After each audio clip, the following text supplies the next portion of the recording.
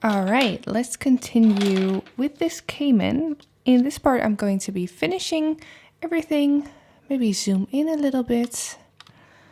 And I'm going to be starting with the eye. And then I will do base layering on the whole Cayman face.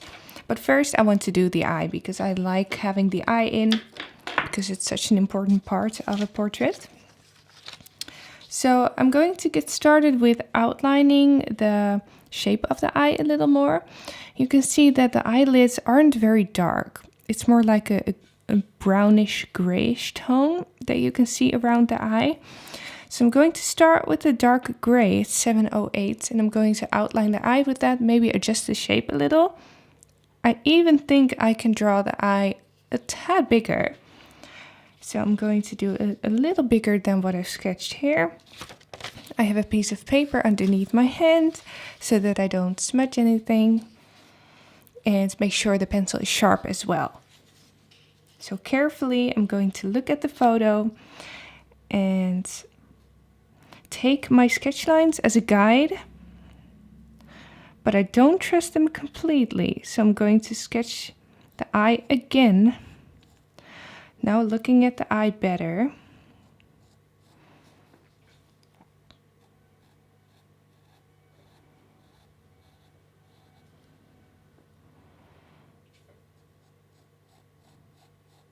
And this is a warm gray, by the way, because I do see a brownish undertone in this eyelid area. So rather use a warm gray for that than a cool gray.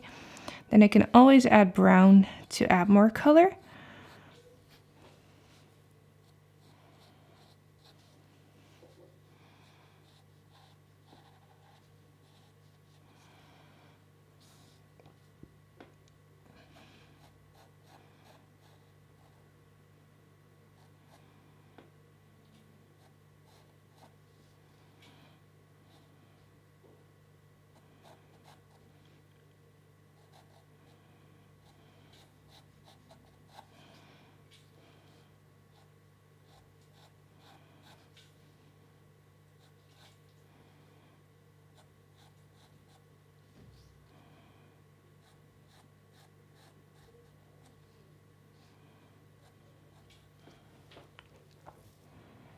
Looking more at the shapes in the eye, this inner corner of the eye.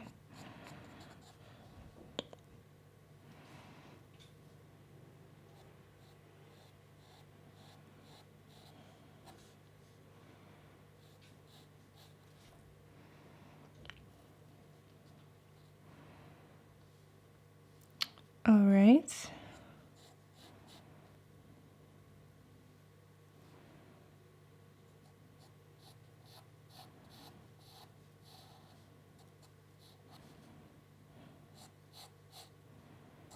Maybe outline this shape above the eye a little.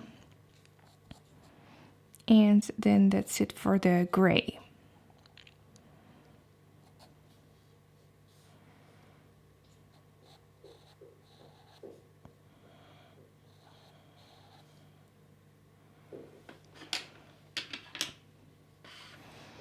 All right.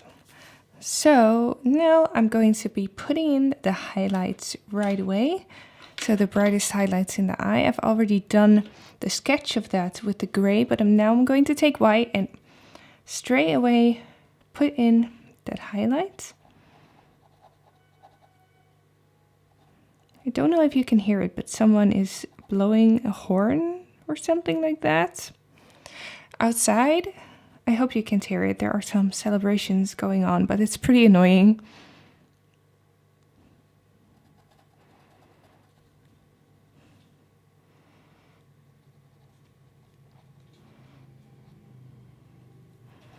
We can always add some more color to these highlights, but this way, by putting them in first, we don't lose them and they stay quite bright.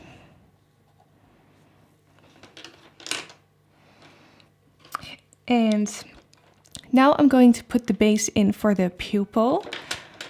It is very black, but I'm not going to start with black. I'm starting with 770.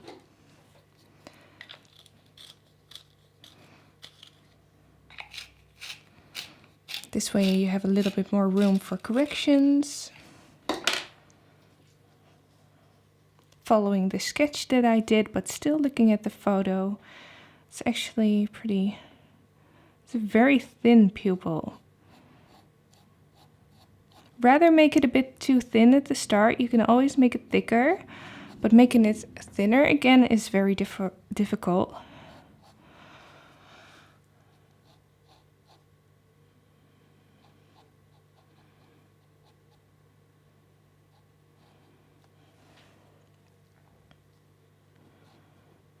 Okay, that's good enough.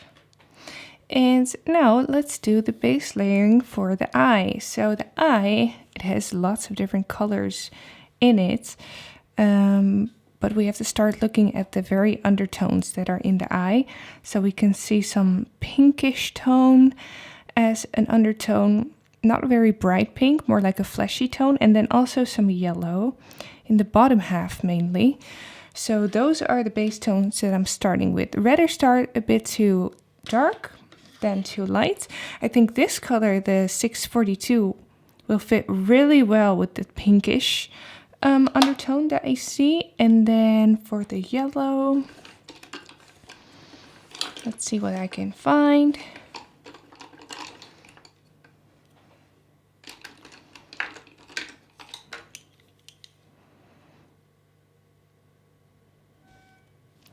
I think this one would be better. So this is 615. So that's what we're going to use for the base layers of the eye. Let's start with that pinky tone, 642. Sharpen it, because again, this is a very small surface, small area, so we don't have much room for blending. So we need to do all the blending with the pencils themselves. They need to be very sharp.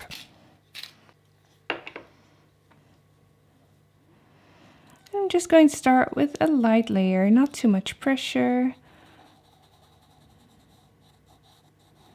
because we probably need to mix in some other colors with this. I looked up some more pictures of caimans. This seems to be a spectacled caiman and a young one, maybe even a baby one. And this one is very colorful as well. Most of them that I see in pictures are not this colorful and green.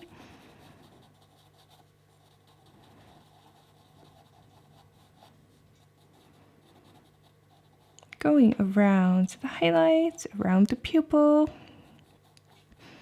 and leaving open this area on the left where the yellow is.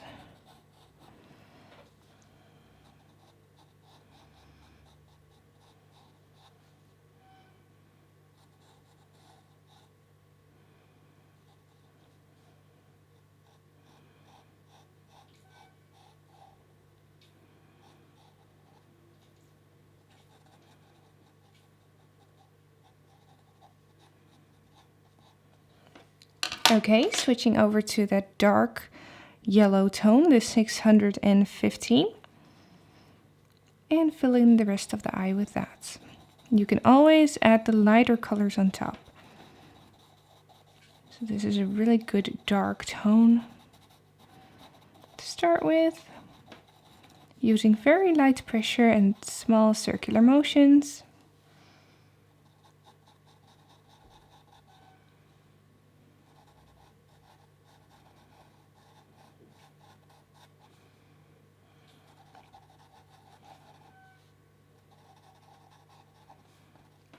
Mix it in a little bit with the pink. So we have a nice transition of colors. And now we have a base. So now we can start adding some more depth to this, some more color. I definitely see some lighter yellow as well, but we saved the lightest colors for last. And around the pupil, I see some darker red. I see some veiny red textures. So let's find, it's not completely red, it's more like a purpley red.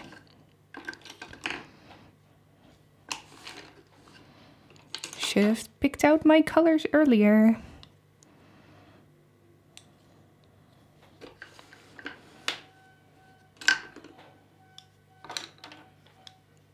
Okay, so let's do these two. So we have a red here, 655, and then 640, which is Caput Mortem Violet, which suits really well with the 642. So this is a really good shallow tone for that. So let's start with that. The 640, a little bit of that around the pupil. It's pretty dark, so I don't use much pressure.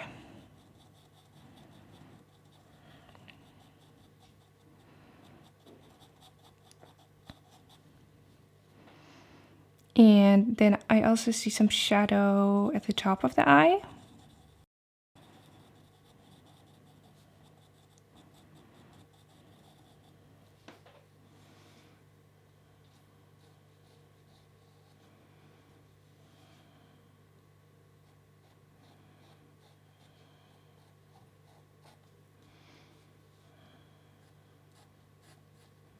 Can also darken up the eyelids with it, the outlines of the eye.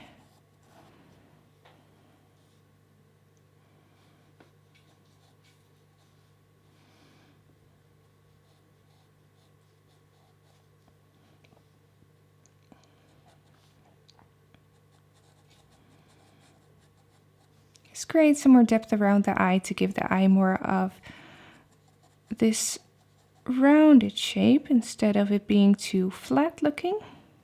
Okay, so that's enough of the Caput Mortem Violet. It's pretty dark. So let's move on to that red now, the 655.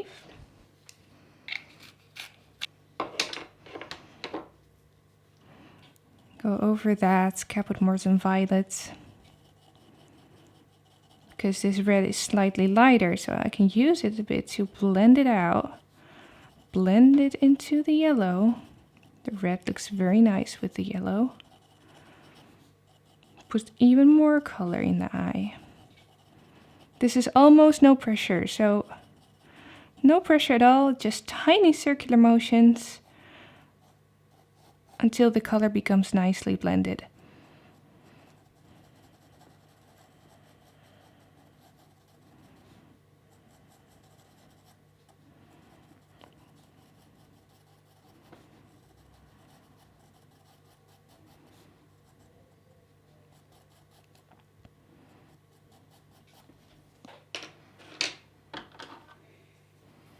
Back in with a little bit of the 642 to blend it in with the darker purple tone. Let's smudge it.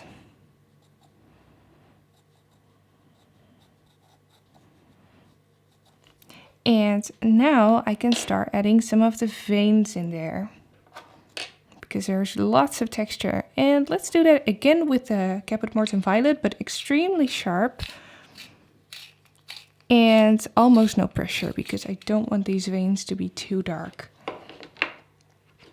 I'm just going to try to copy what I see right there. It doesn't need to be perfectly the same. Just add some of these wiggly textures.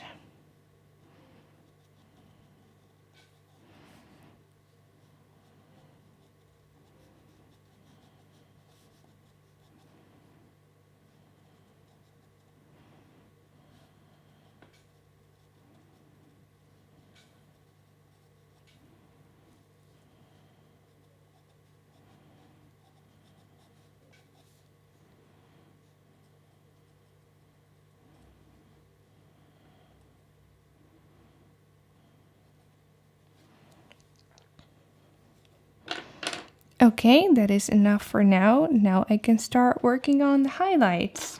So I need a highlight color for that pinky undertone and a highlight color for the yellow. Definitely use this one for the yellow. This is 690, so let's start with that. And start adding this, especially to the outer edge that is a little highlighted. And I'm also recreating that veiny texture by just dotting a little bit, by wiggling the pencil around, twisting it.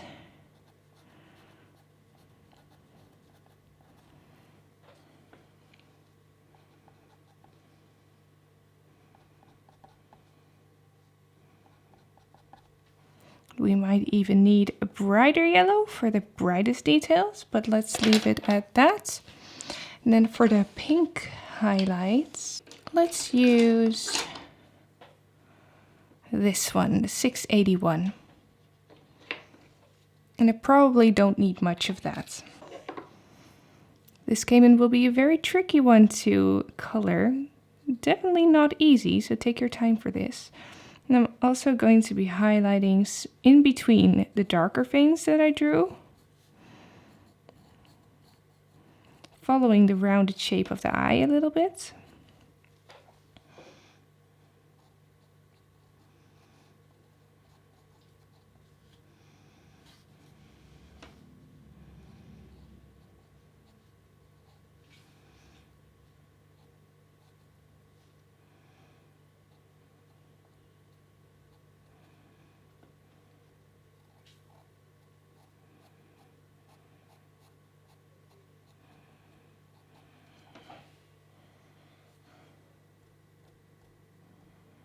Tad of tapping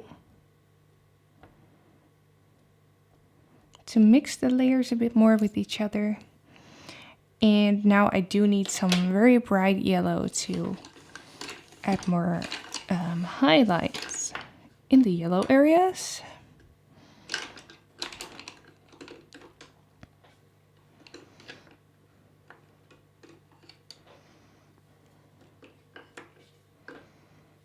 Let's take 205, which is very bright, so I'm not sure if this is maybe a bit too bright.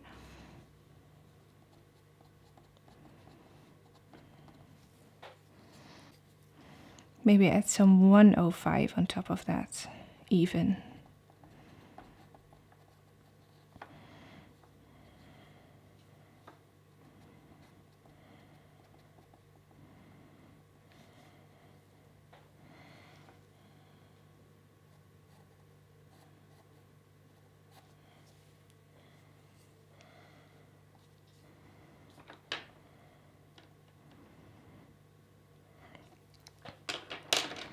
Okay, so all the base tones are more or less colored in. I can go around the highlights, the white highlights, to sharpen them, to tighten them with the 642. And we need to hype up the contrast in the eye now because the eyelids are not dark enough and the pupil is also not dark enough. So let's take black now, sharpen that, and really sharpen that pupil and darken it.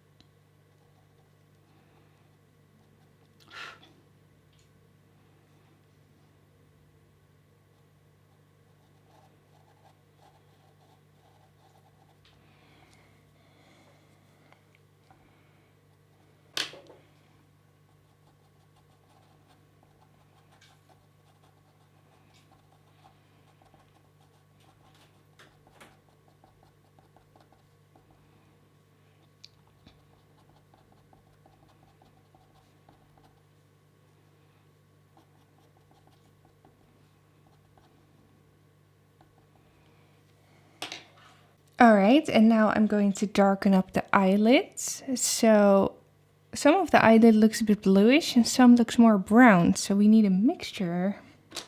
Let's start with brown, 635, and outline the eyelids once again.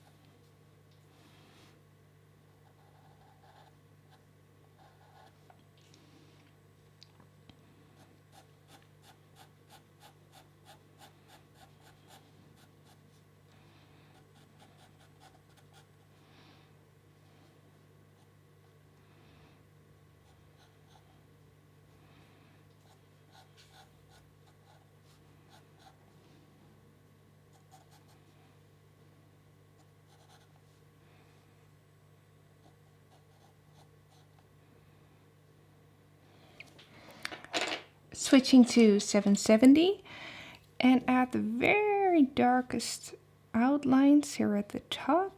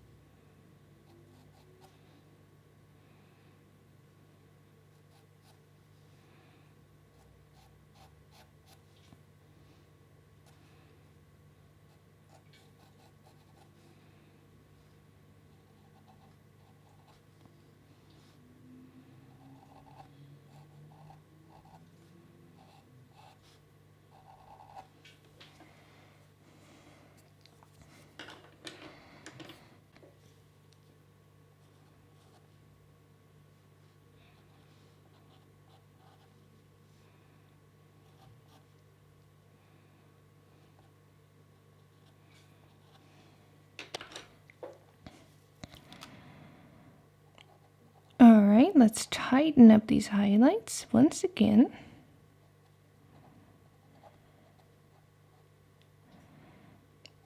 And some tiny ones here and there.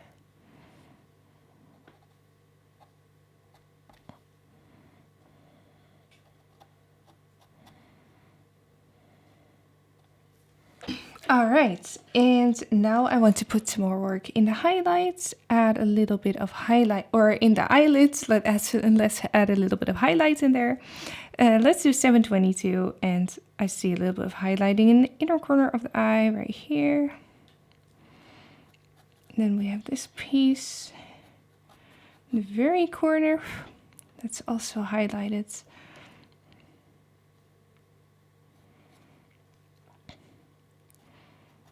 Outer corner of the eye is also quite light. Goes around the eye.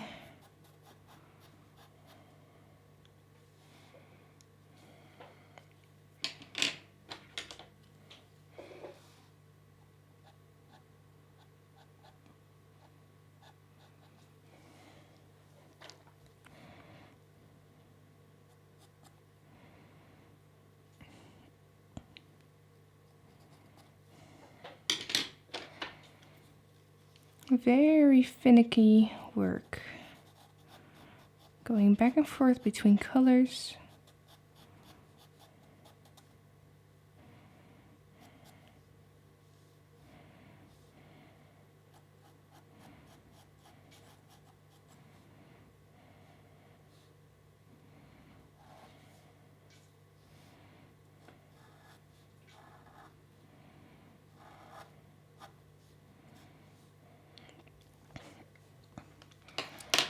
Okay, so let's start filling in the rest. Let's not focus too long on all the little finicky parts. I feel like the eye is good for now.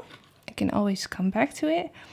Let's do some base layering. So around the eye, we see some skin that looks very pale, but also purplish and blue.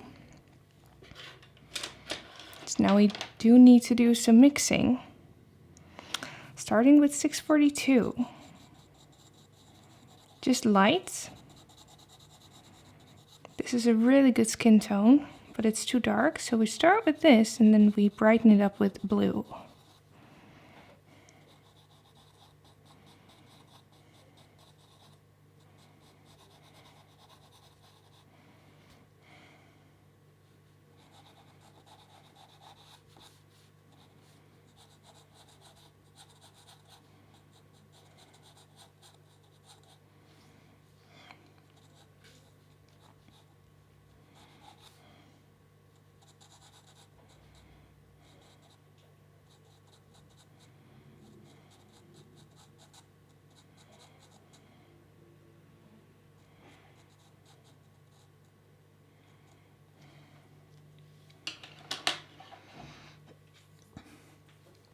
And then take the blue, the 435, and add that on top. Small circular motions again, and just light pressure.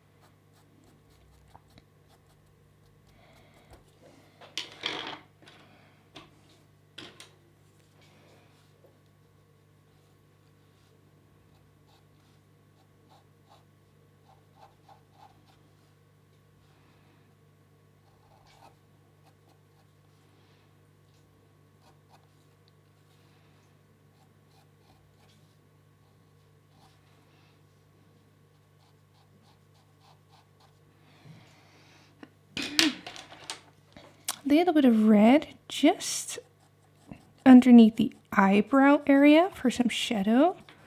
That's 655.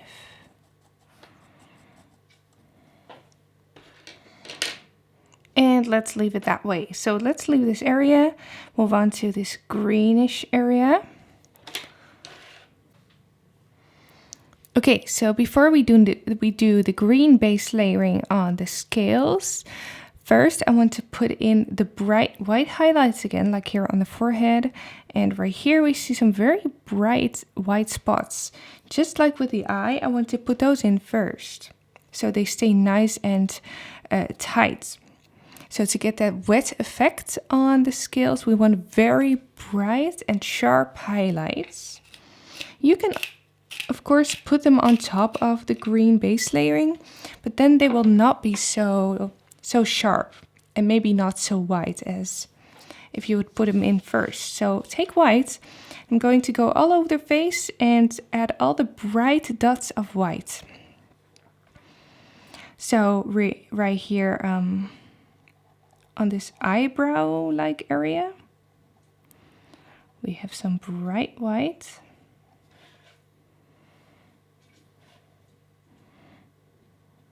Really looking at where to place these.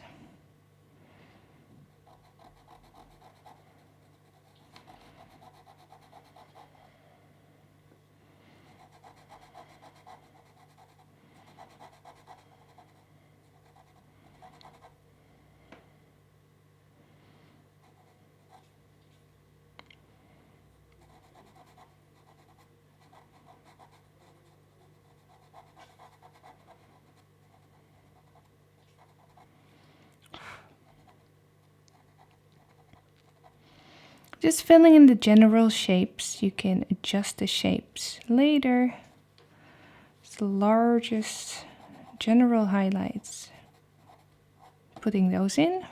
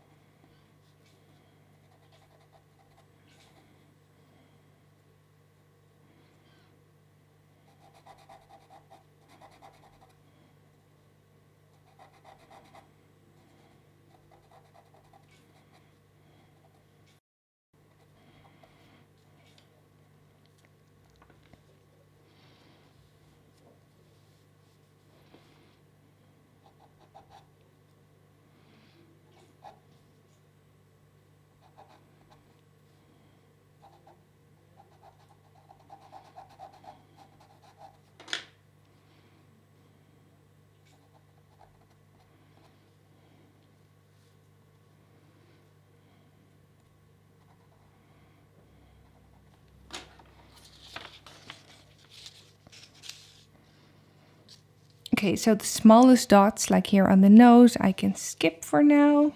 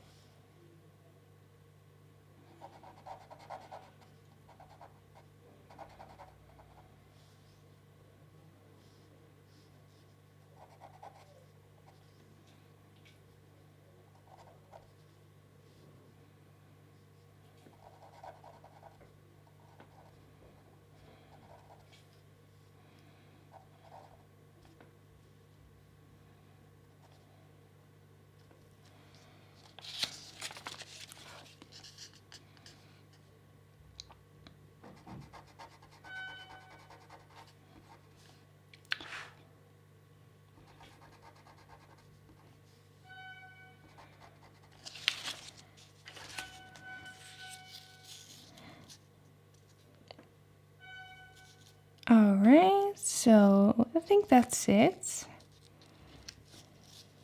for now.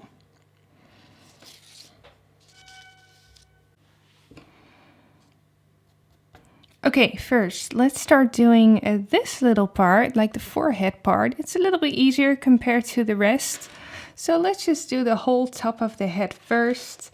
And we're going to be looking at just the undertones that we see. So no details, just the basic colors we can see in there. And I can see green, warm green. So I will definitely need a nice warm green to use. Not too light yet, rather go darker first. So let's do 575. Then we see some darker patterns in there as well, which look really, really dark. Whoops. Let's also pick the 585. And I think we can start with that. So with the 575, I can do all the lighter little patches and then mark out the darker patches with the 585. And then we can start building up the contrast. So let's just pick the 575 first. The skin of this Caiman is very tricky, so we need to start building up.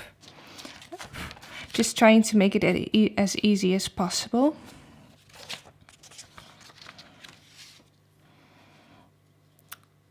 All right, so let's go along the outlines a little.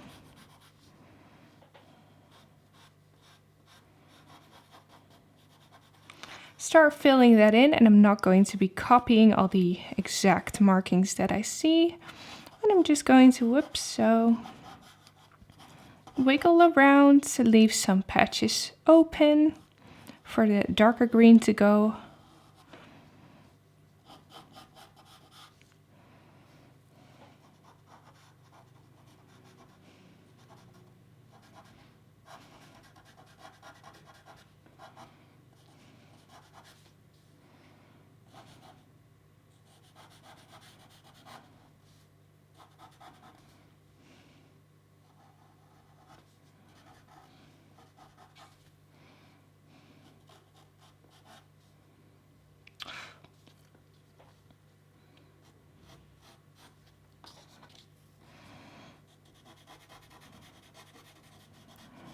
All right.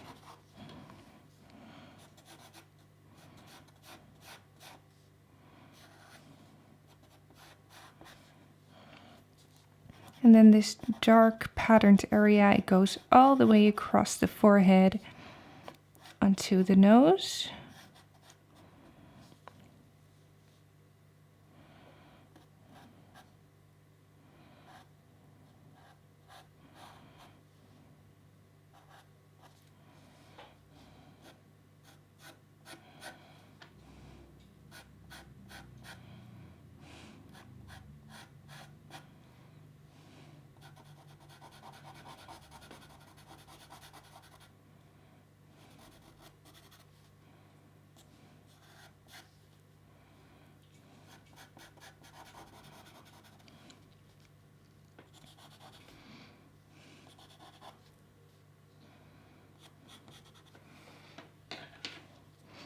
Okay, so that's one. Taking the 585 now.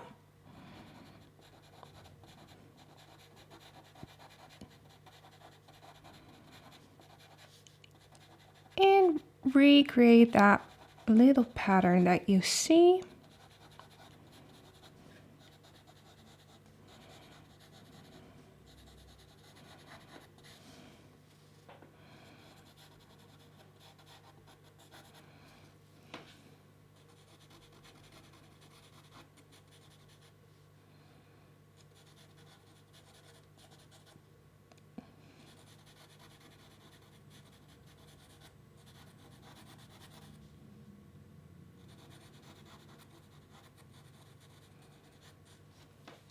Going around these bright highlights carefully.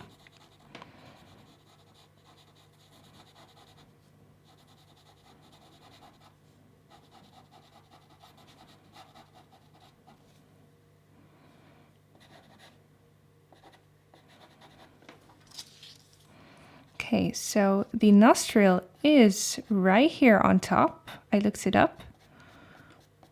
Right at the point of the nose. Marking that in a little, also with the same green.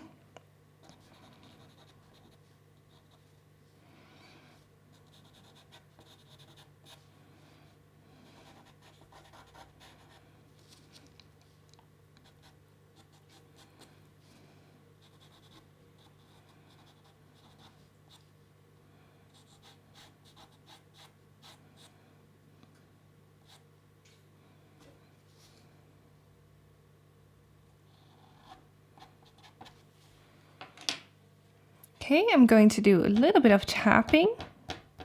So not all of the paper is completely filled up yet. There are some gaps. That doesn't matter. Let's start building up some contrast now.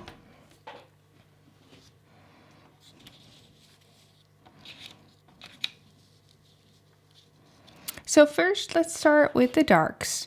So you can see some even darker patterns on the forehead, which look more like a gray, a very dark bluish gray.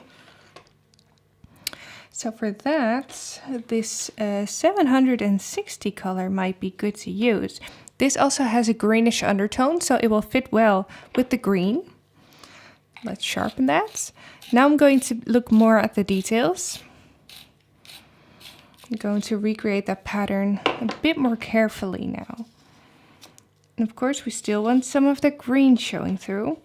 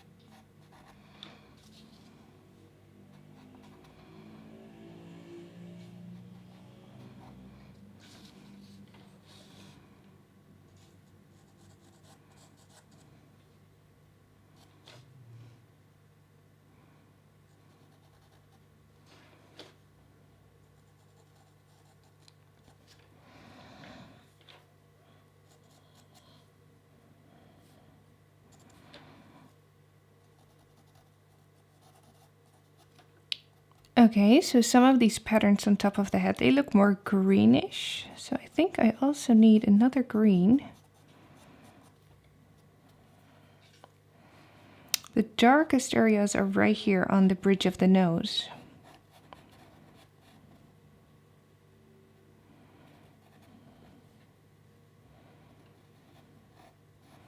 So now I don't want to do too much blending anymore.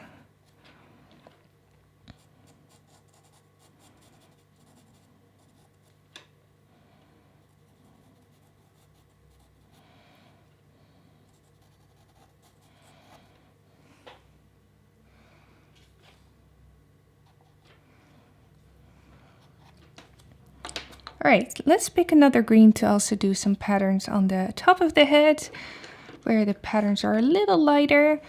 I do think I need more of a bluish green now, so a cool green. There aren't that many in the set. Let's do some 590.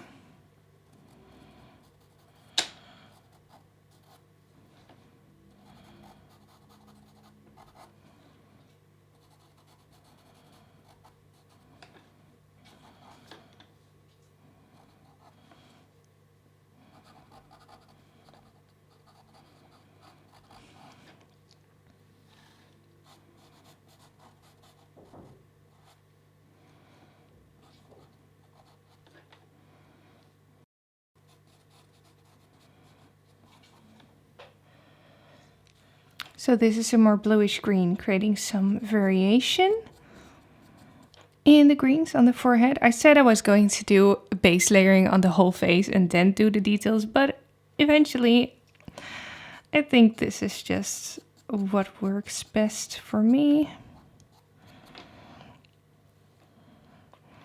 And now I'm filling in the details after all.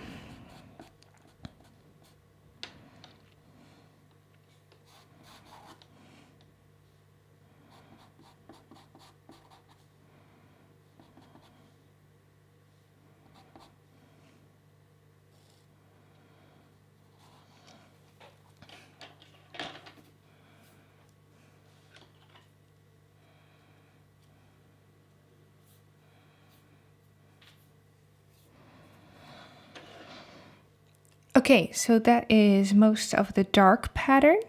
Let's also do some highlighting now. So in the highlights, especially along the top of the eyes and the nose, we see a yellowy glow. So I want to pick a yellow tone to do the highlights with. Not too light of a color. I think this one will already be good to start. So that's 690, the same color we used for the eyes.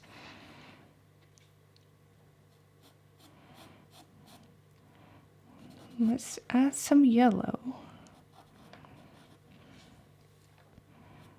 along the top line of the eyes.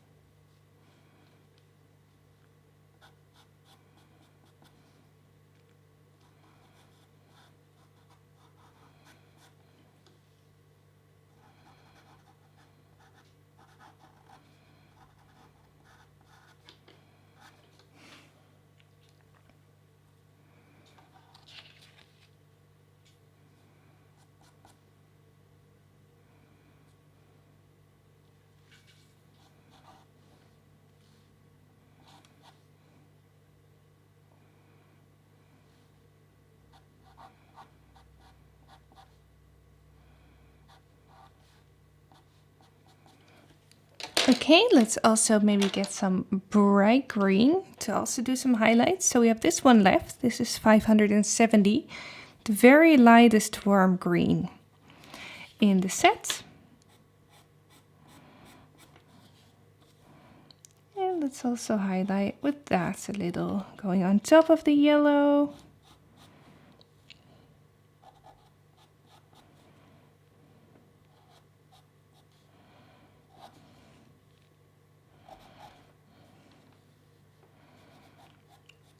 Let's also highlight in between the dark patterns.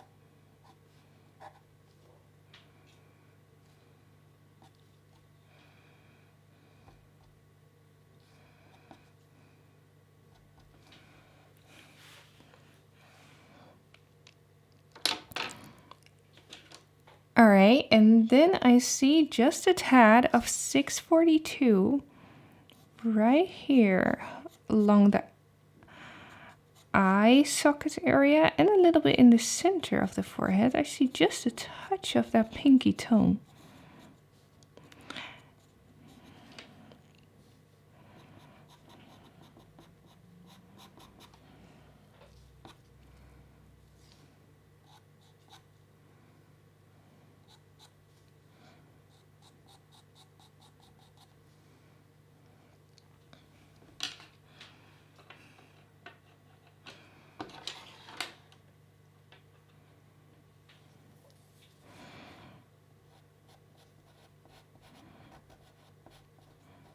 then maybe go back to the 760.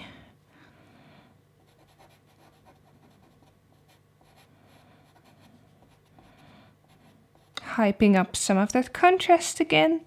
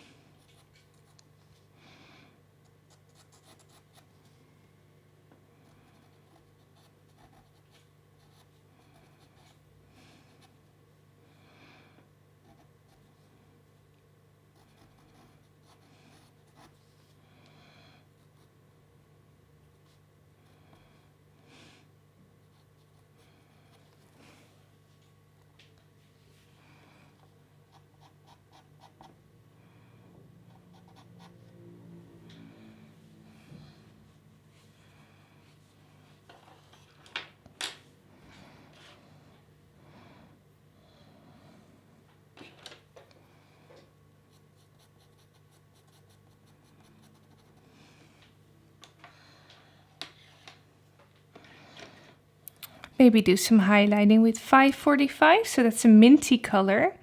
With that I can add some of the less bright highlights. Right here on the forehead, and then also the top of the eye area right here.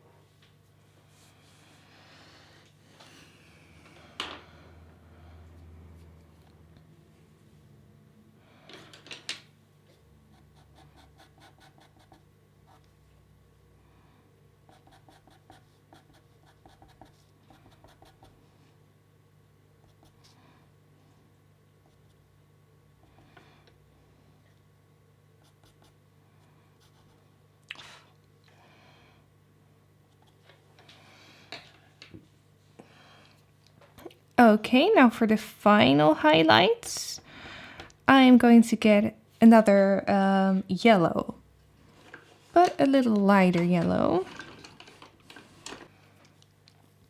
Okay, so this is 210.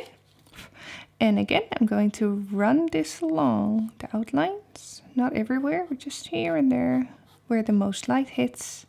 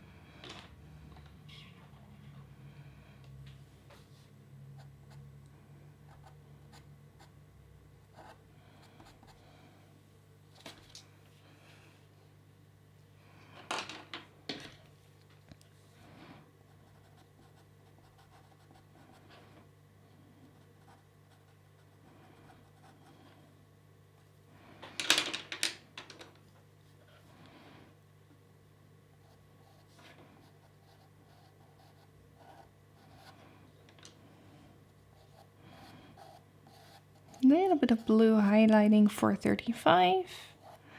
And then we're there for the forehead for now.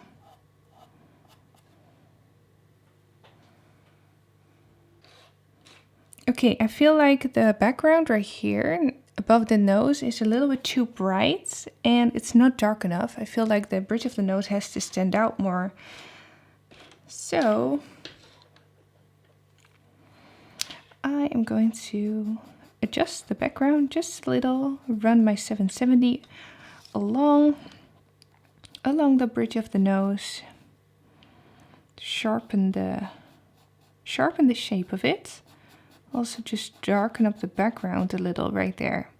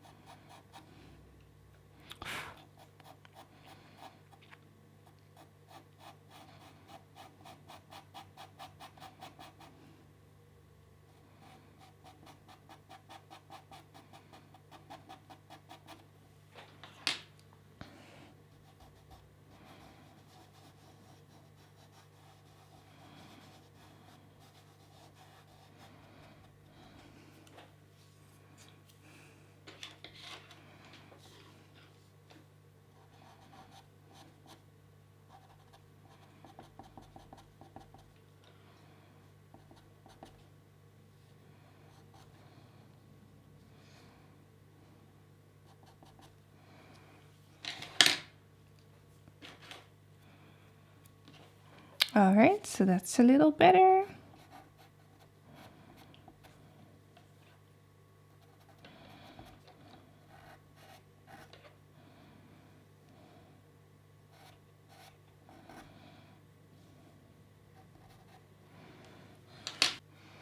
All right, good. So now the point of the nose is a little bit better. It comes out better by tightening up the backgrounds next to it. So I think I'm going to just continue. Let's do the back of the head now. Work towards the bottom. So here next to the eye, we have this area where the ear is. So you can see that hole right here. It's a bit of a purpley hole. That's the ear. And then this dark area next to it and that scale, piece of scaly skin on top. Let's first map out the dark pattern that we see. And let's do that with 770. Go in with black later. So you can see this dark pattern.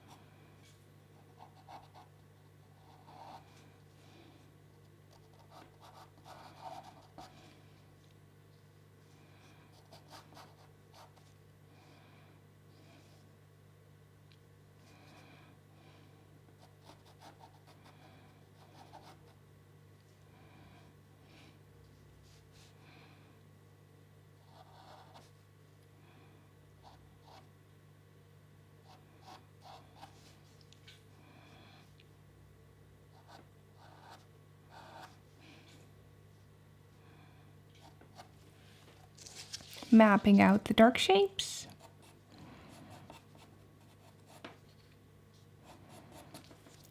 Let's take some 640, the cap with more some violet color, and map out that ear as well. So that is right there.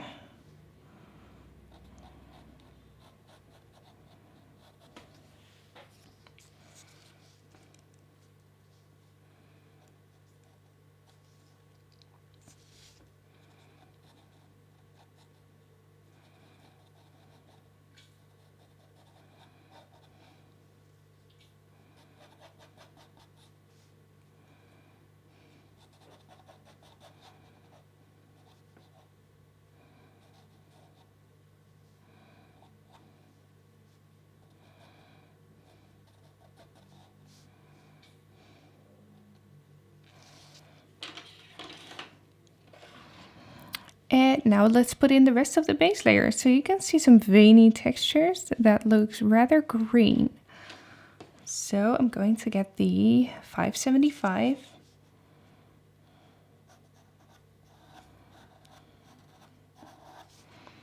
Really look at the shapes.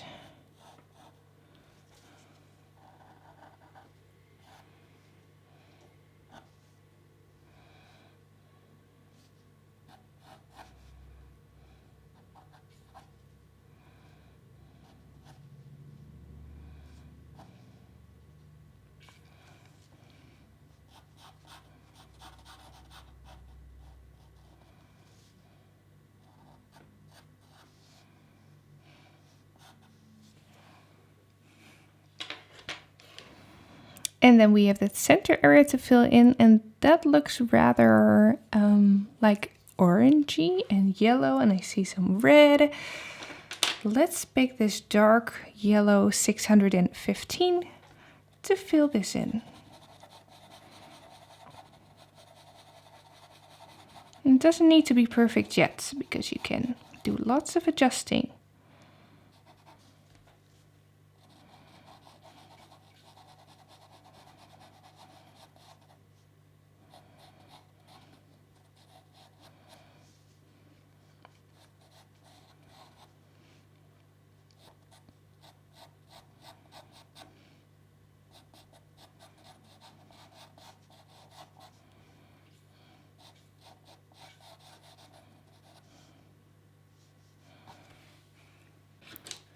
I also see some red, so I'm going to add 655 in the ear, right there. A little bit of red.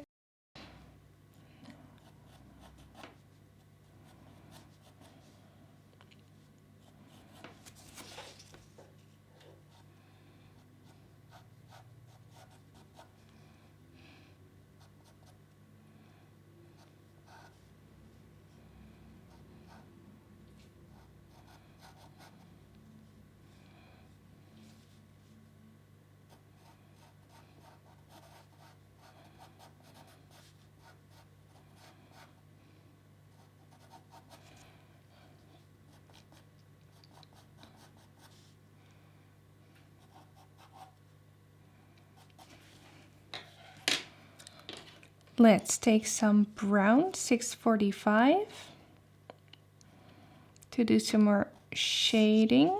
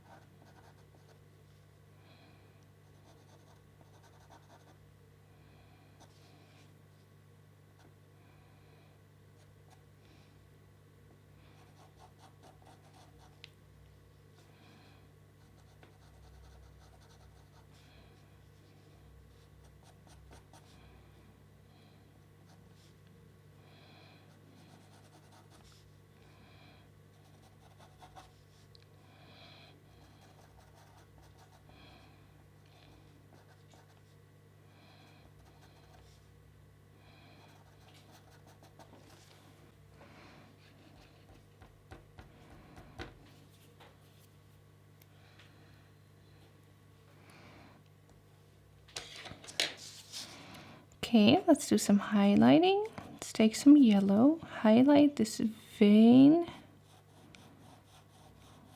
right here.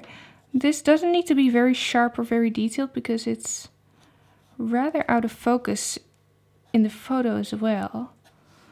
But I do want enough detail in there.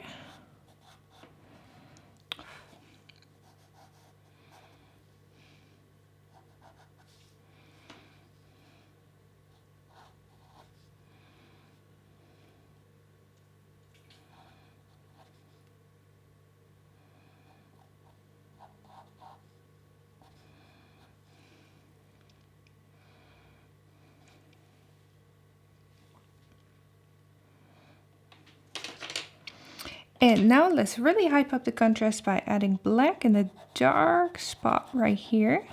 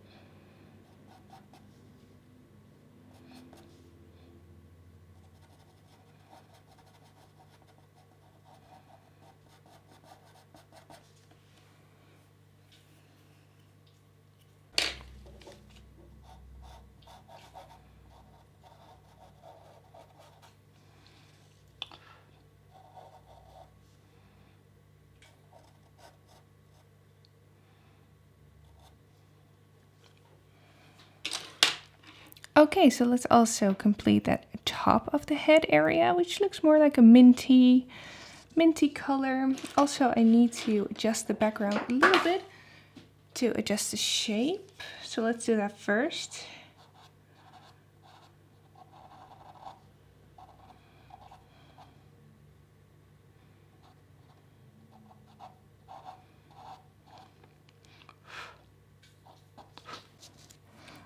Okay, so let's put in a base layer of the 590 color. It's the green at the top.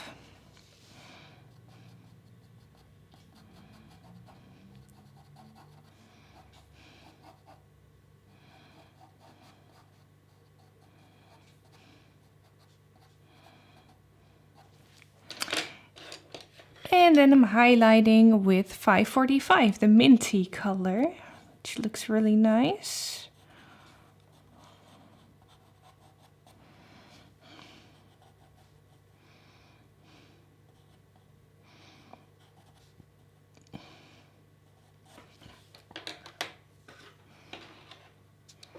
And 105 along the edge right here.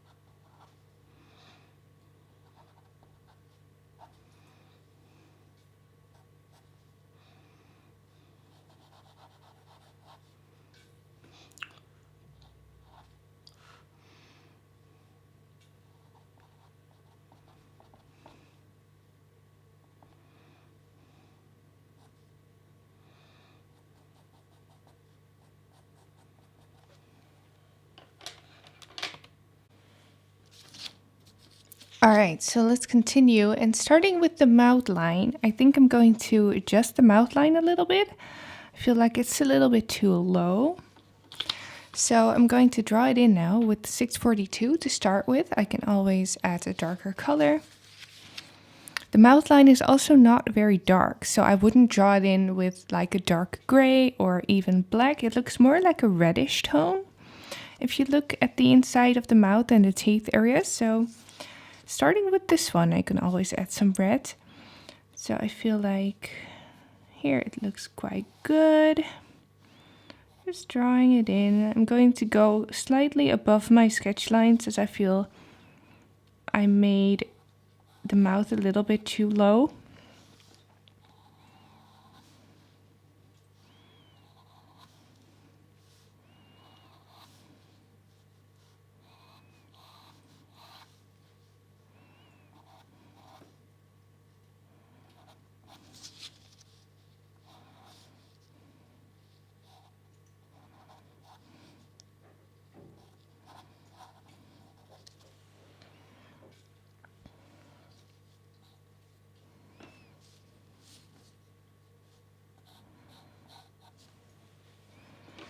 Alright, now I'm going to take red, also add some red in there. So that's 655. Especially starting here, the mouth line gets a little more reddish looking. I'm ignoring the teeth for now, I'm going to work around them.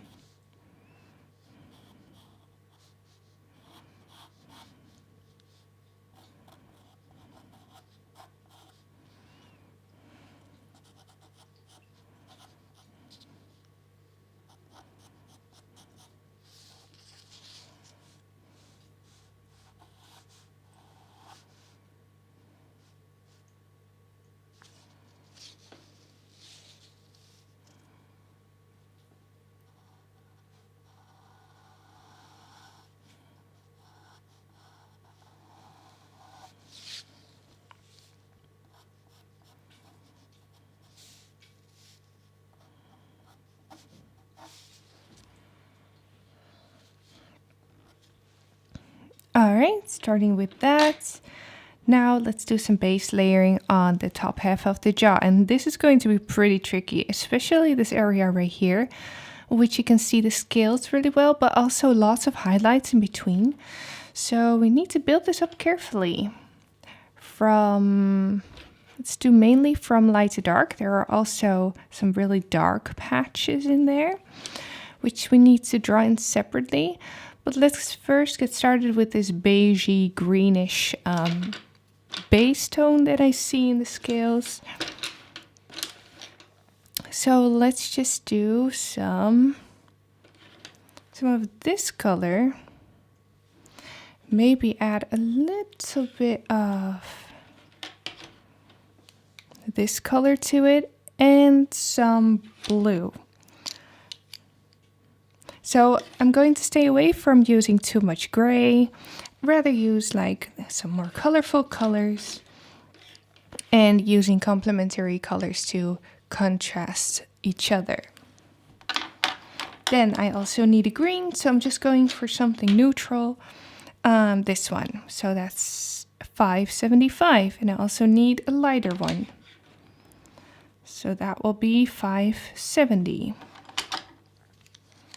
And then for the dark patches, let's pick the 770 color. I think that would match quite well. So with these colors, we're going to be building up the skin. Starting with the 681 salmon-y tone. And let's just start placing it down. So we need to build this up carefully. So right here underneath the eye, I see more like a very pale skin tone. Laying it down quite lightly, not too much pressure yet.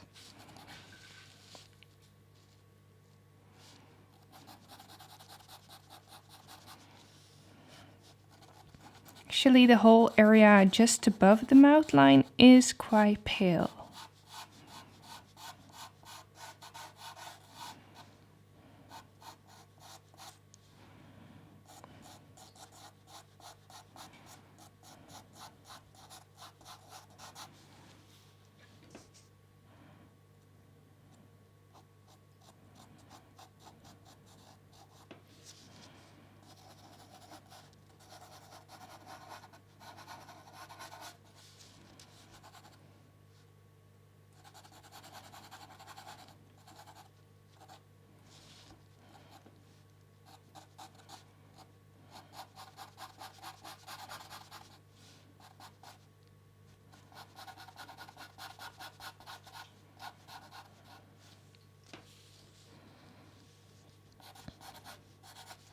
Going to focus on just the top half of the jaw now.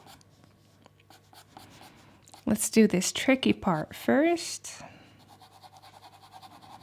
I'm just laying down circular motions everywhere where I see the pale skin, so not necessarily all the green.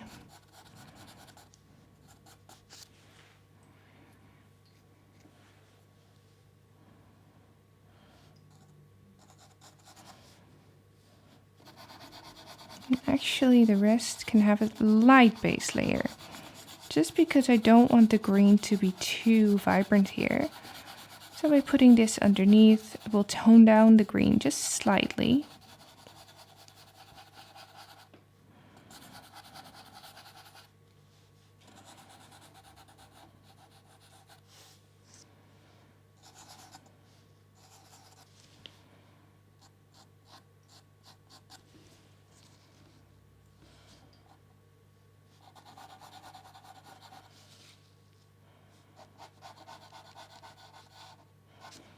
Okay, taking some of that green.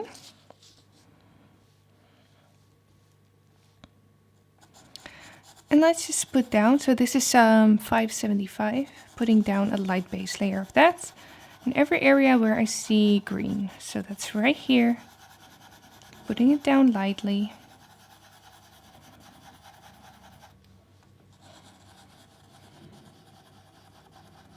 So I'm building up super lightly so that I still have room to do all the tiny highlights and that the white will stand out nicely.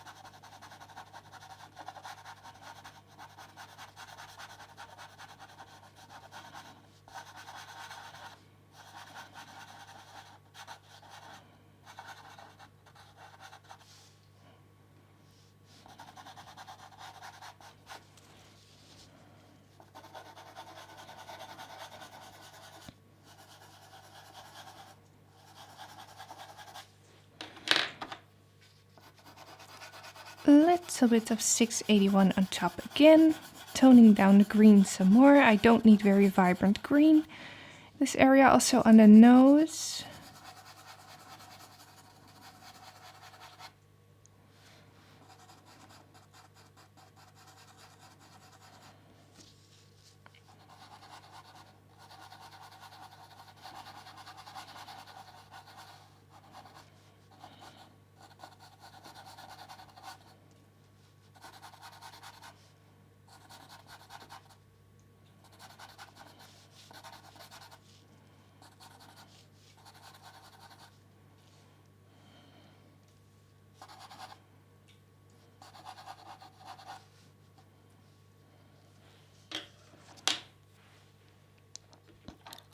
Okay, tiny bit of 642 just above the mouth line to create some shadow.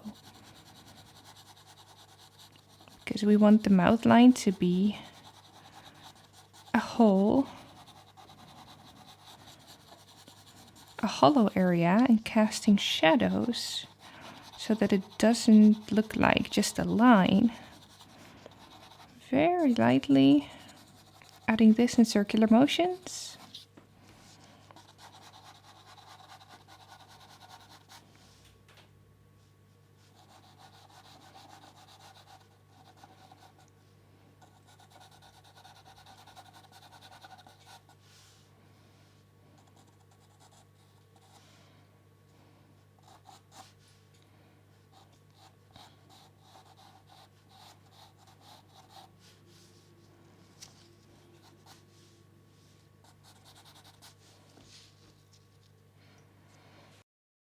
And on top of that, adding some blue. Also to contrast some of the warmth. So this is 435. Still super light pressure We still have so much room to do the layering, so don't worry if it doesn't look good yet. This will take many layers before it's going to look good, so don't worry about that.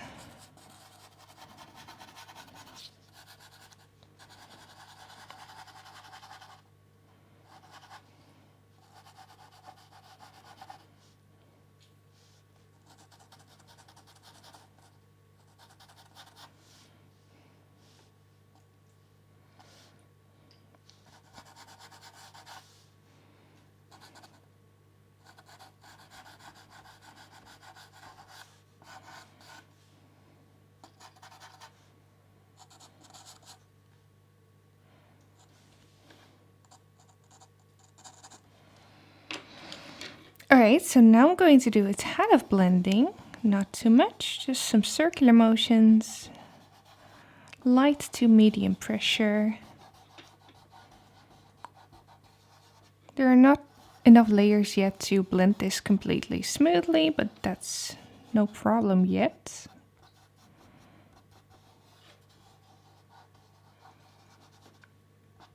Trying to go in between these highlights that we put down at the start.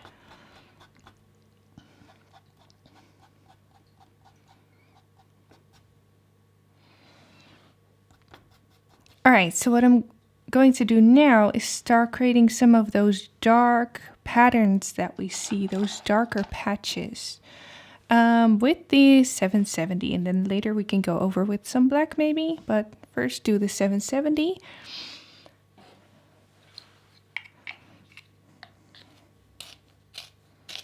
So now we're going to be drawing in some of these scales. Let's start on the left. I'm going to spend some more time on this. You can see it's some really bright highlights on top of the dark patches. I'm going to work around those because it will be very hard to do those very bright highlights on top of the 770, so I need to spare those out. So that's pretty tricky. So take your time for that. It doesn't need to be exactly the same as the reference. I just want to try to create the same effect.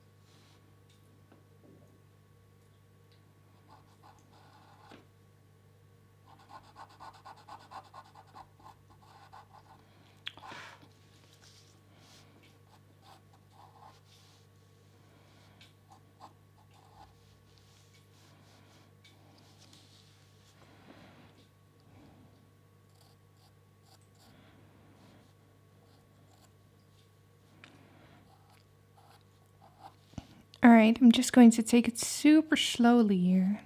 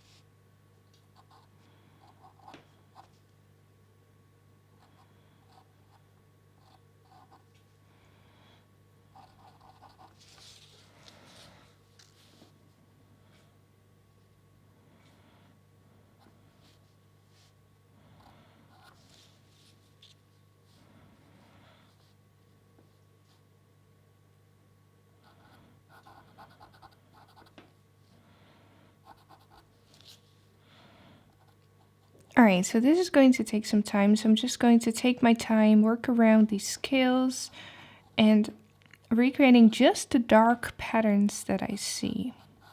Just look at all those dark patterns. So this is where the scales start. So where you can see the green patches in between the darker patterns. So this is pretty tricky.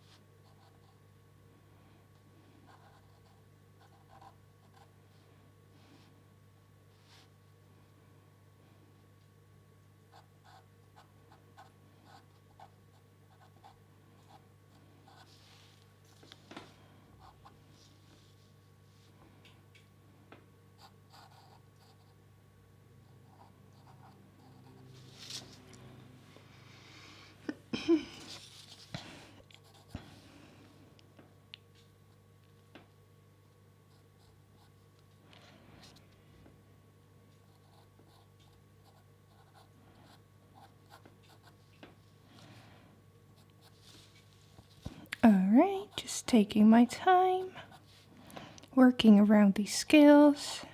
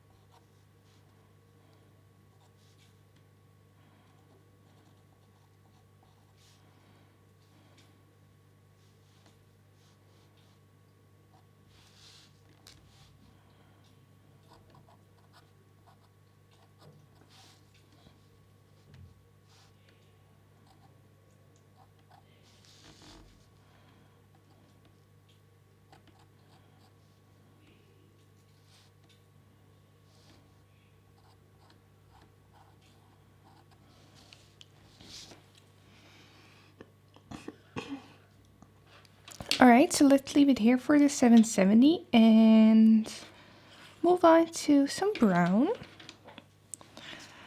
Go on top of these dark patterns with some 635 for some variation.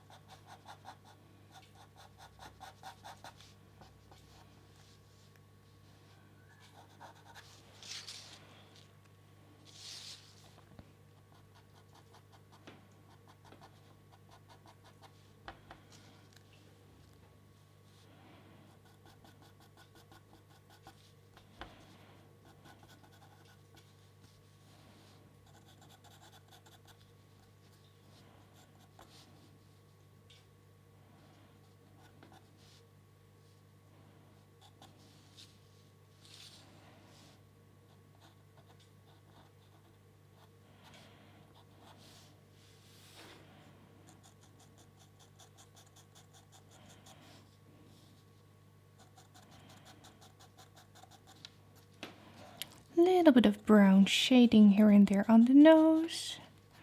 Shading some of the scales.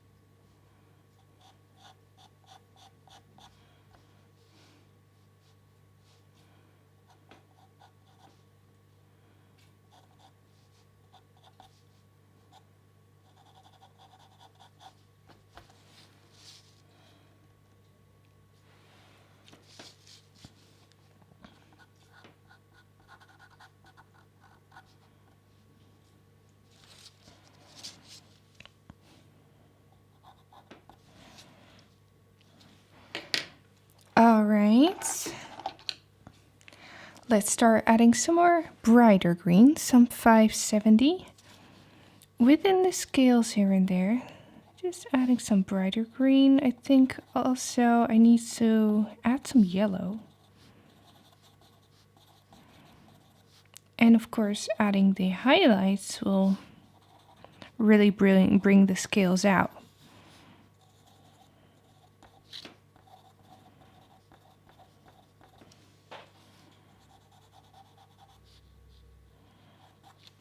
So I'm still keeping my pressure very light because I want enough room left on the paper for the highlights.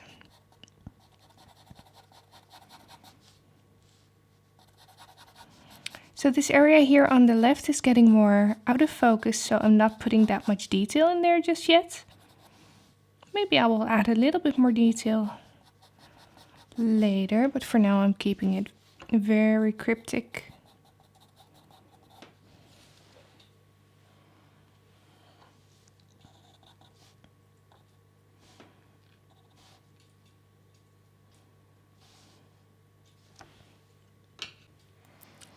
Let's add a tad of yellow. 690 also on the scales before we do all the highlights. Just here and there. Otherwise it looks too green, a little bit unnatural.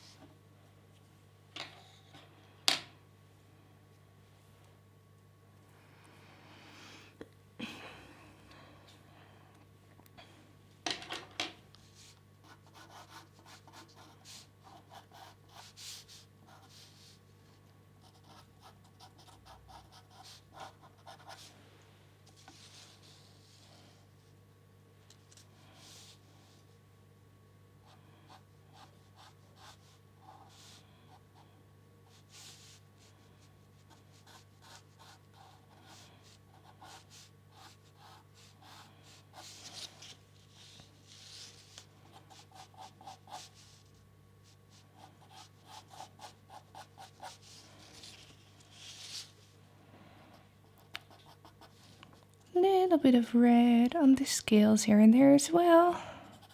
655. Just adding some variation here and there.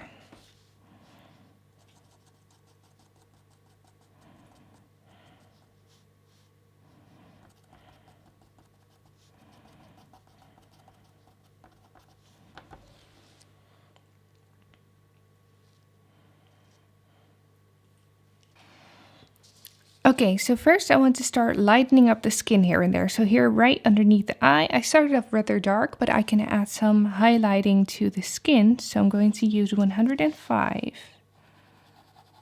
beige color. Just lighten up the skin just a little in between those dark patterns.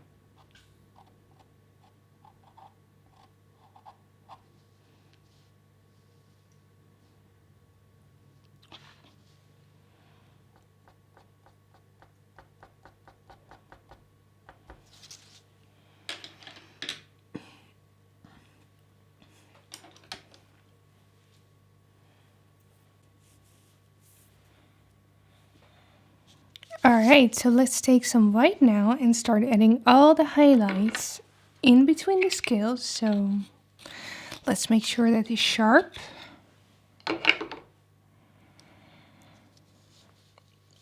we're going to be adding all the tiny little white spots and that we see. And maybe just going over the ones that we already put down to brighten them up one extra time.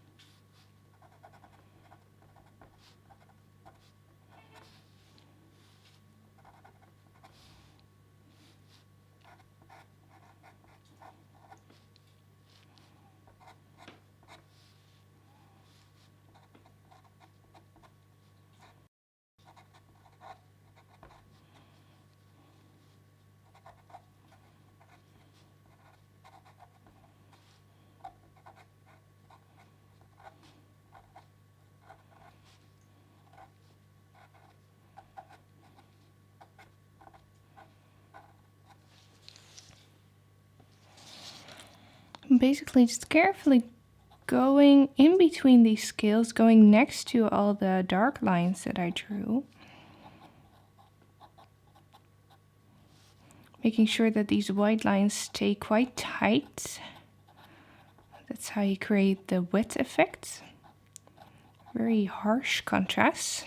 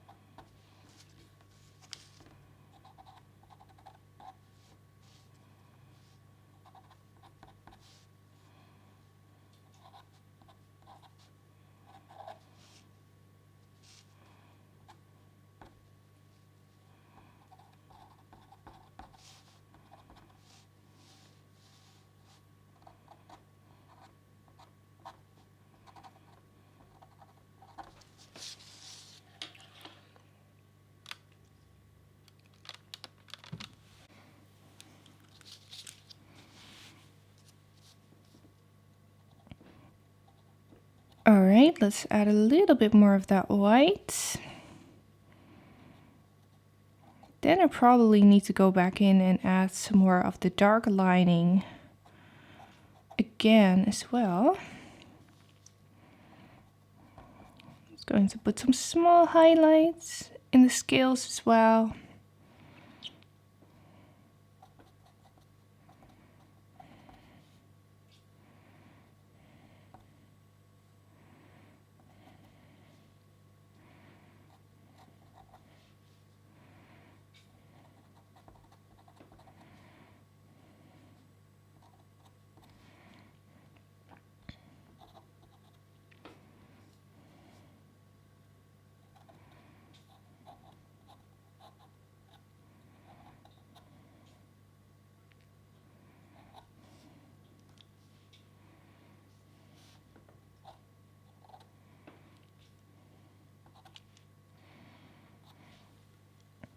And I probably want to get a little bit more color in again as well. I'm going to add a bit more of the 642 and glaze it a little to put back more variation in the colors again.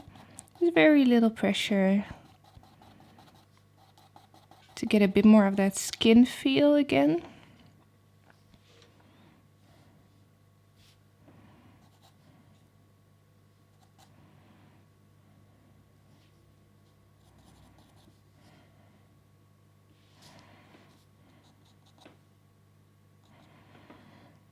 And maybe also put back in a little bit more yellow in the scales on the nose. Not bright yellow, but again, a little bit more of this 690 color. Just individually in all the scales, now that we have drawn them out a little.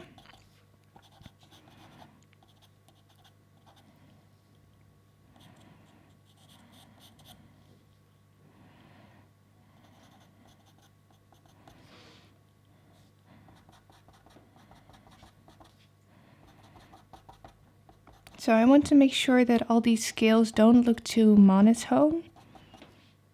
So I want enough variation in all of them. So here and there I'm adding some more yellow, and then I will also add some more green in some of them as well.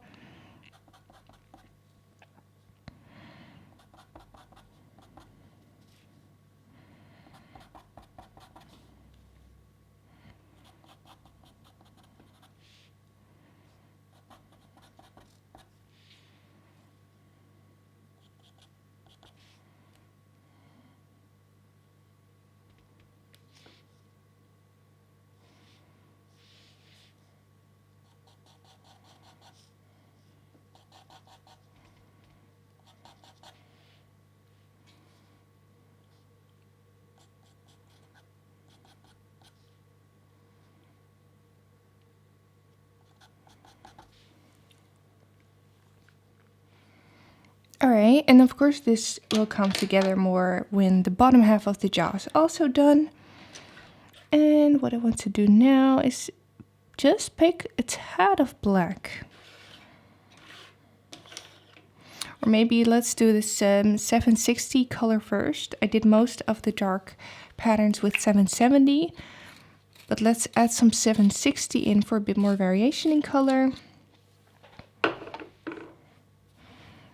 And with a sharp 760, I'm going to go carefully in between some of these scales again and just darken up the contrast a little. Not everywhere.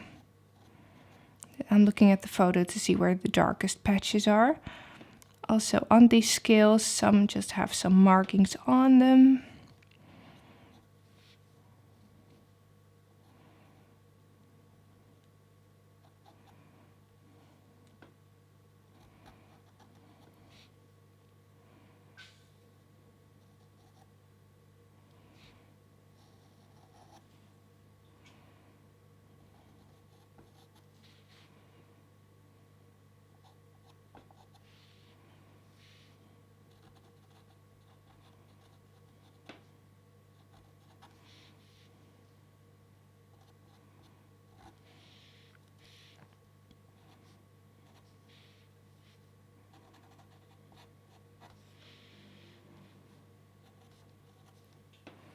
Just dividing some of these scales some more. I get a little bit more detail in the places where everything just looks a tad too flat still.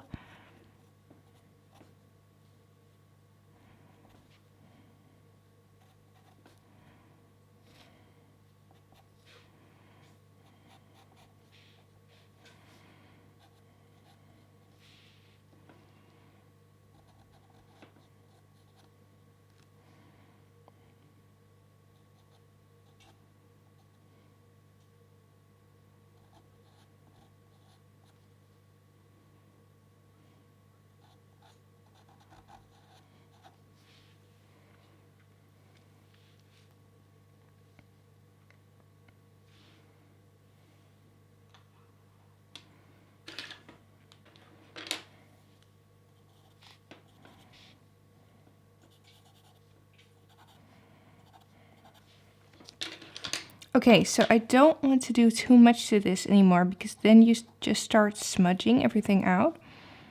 I'm going to add a little bit of extra highlight here and there, and then I'm going to go in with black. Darken up some of the patterns, some of the darkest patterns. And then I'm going to leave this and move on to the bottom half. And then probably at the end, when everything is finished, we see what needs adjusting.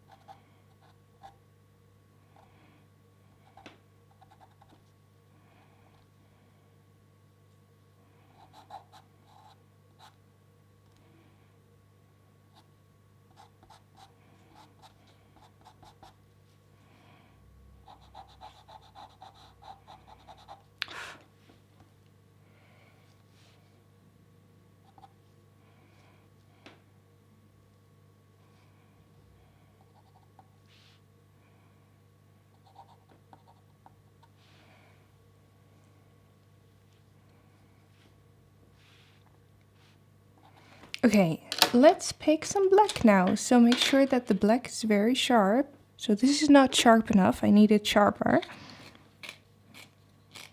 Because I need to do some tiny little details now.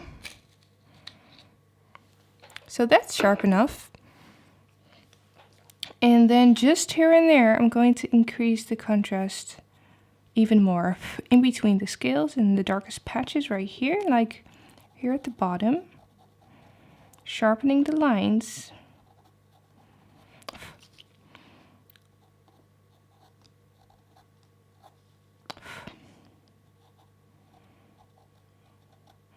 Just going over the lines that I already drew.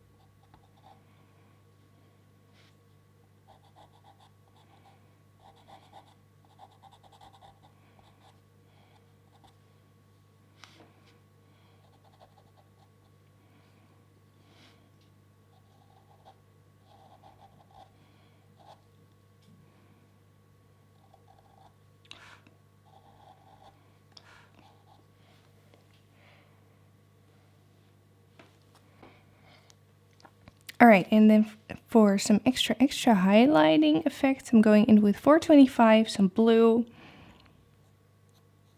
in between the scales as well, just here and there. Also adding in some blue.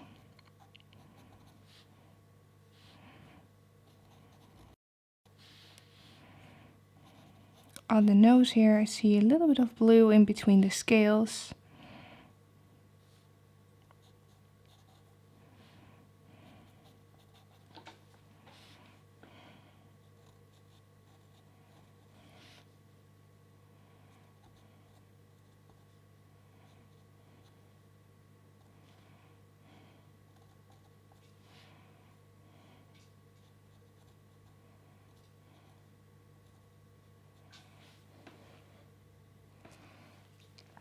right, so let's leave this right now and move on to the bottom half of the jaw. Fill in the teeth.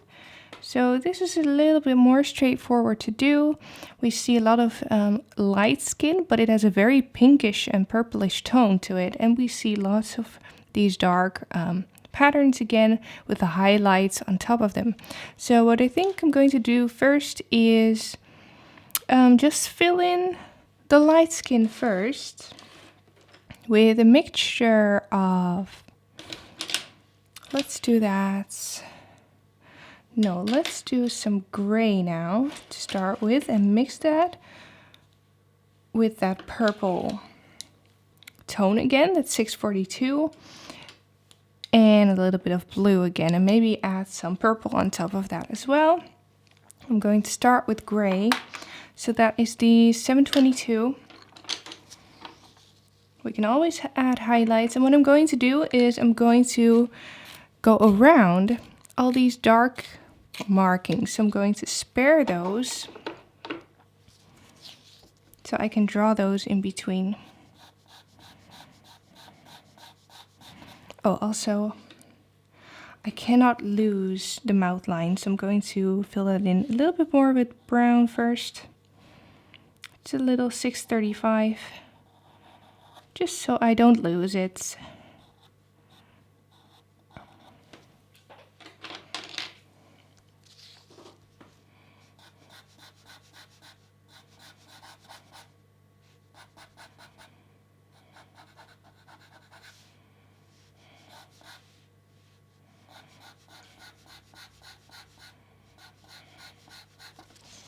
I'm just going to fill this in very lightly.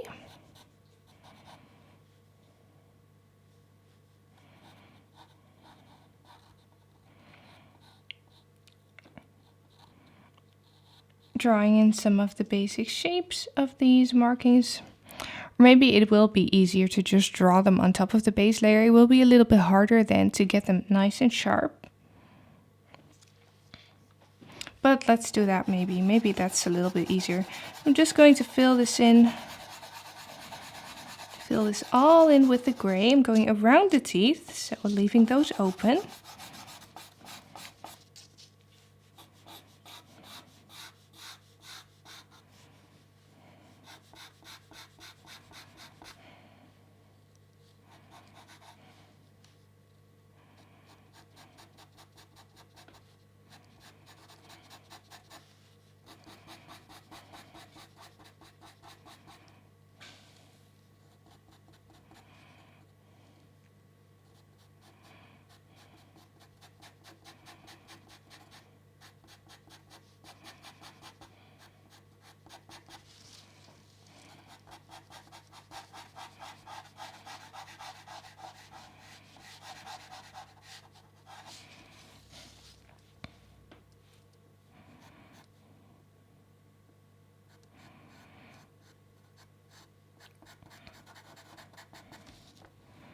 Okay, looking at the shape of those teeth, making sure they are all different, and going around them.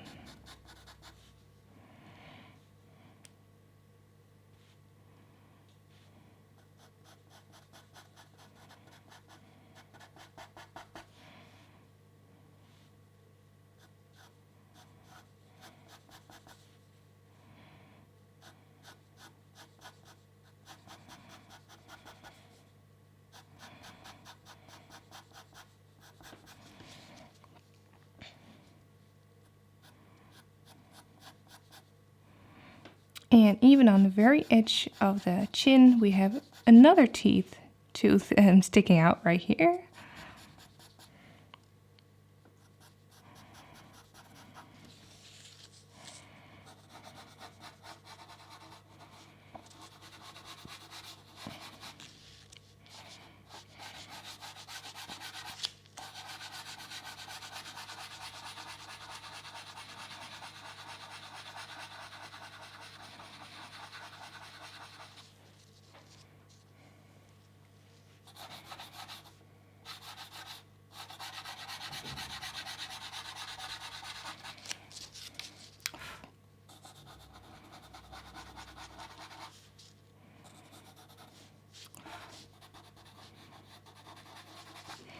Okay, so just a really light layer because I do want some other colors in here.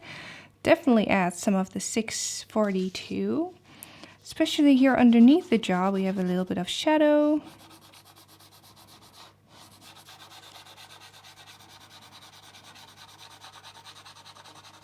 And of course, around the jaw, everything's going to be darker as well.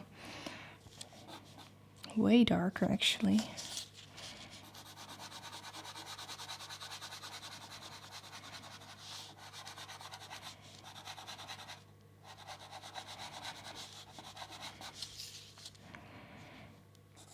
And on the chin,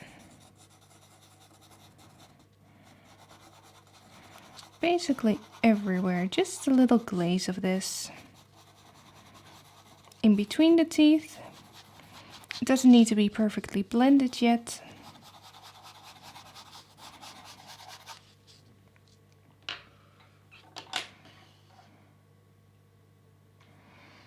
And then I'm also going to add 435, the blue,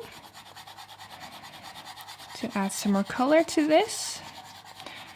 I'm adding the blue more on the highlighted sections.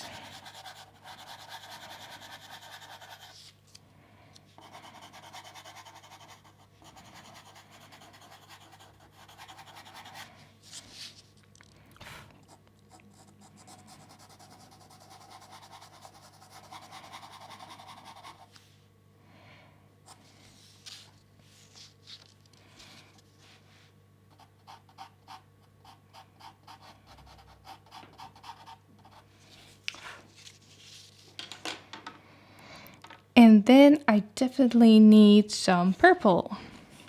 So for this, I might take my Faber-Castell purple, if I can find it.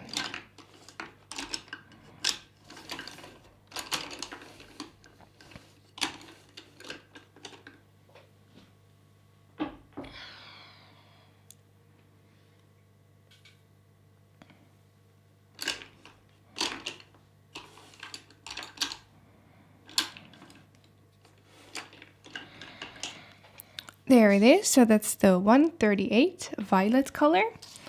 And also with that, mainly in the shadow area, so underneath the chin, here in this shadow area on the jaw, I'm just going to carefully glaze some.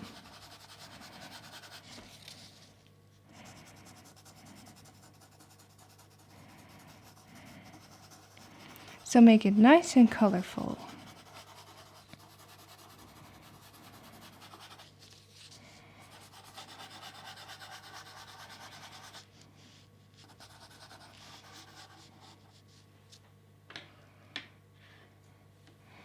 Okay, so now I'm going to blend that in.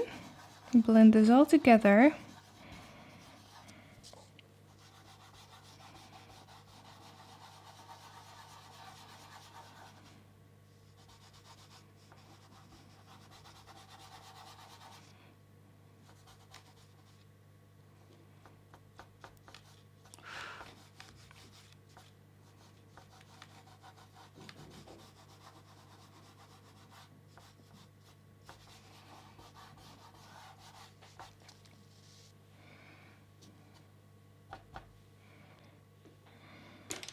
Alright, so now I can see if the chin has the right shape, if I maybe need a little bit of correction.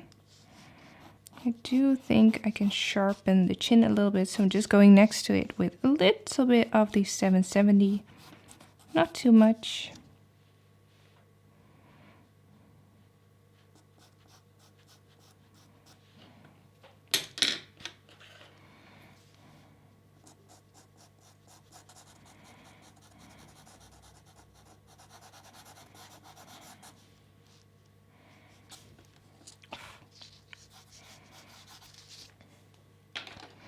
Okay, so let's start in all these dark patterns now. So I'm going to start with the 770 again and then go over with black after that. But first, let's mark all these out. I'm starting left and working towards the right.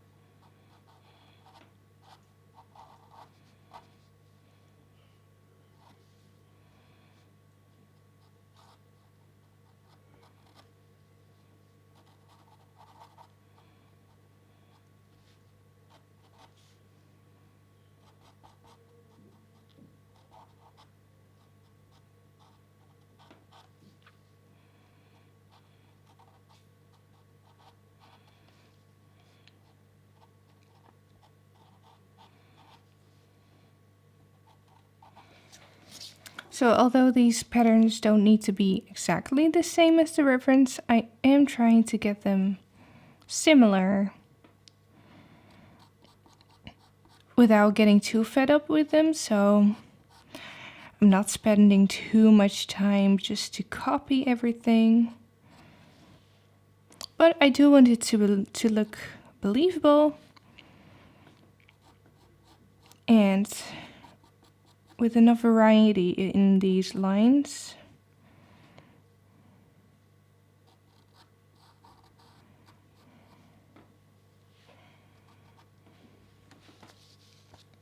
And then all these dark patches at the bottom are very important as well.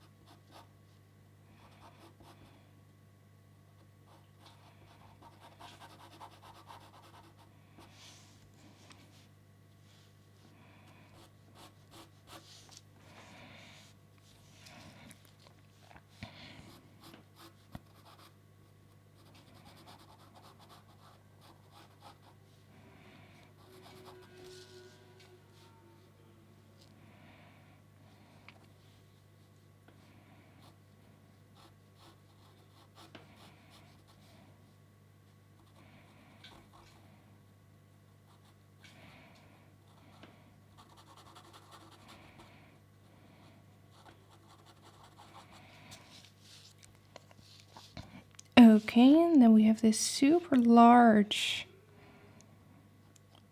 thing right here. We can really see the scales as well and all these highlights. So I really need to leave open these tiny dots of scales in between. So that's pretty tricky.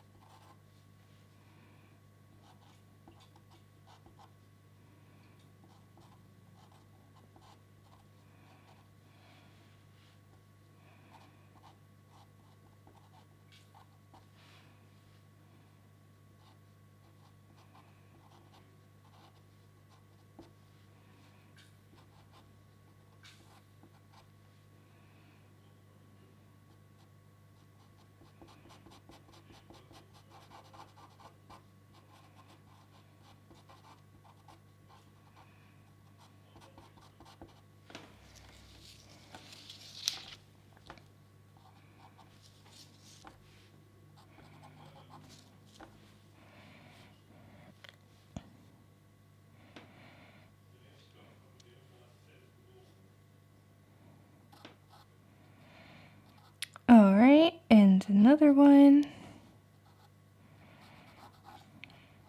Leaving the highlight areas open.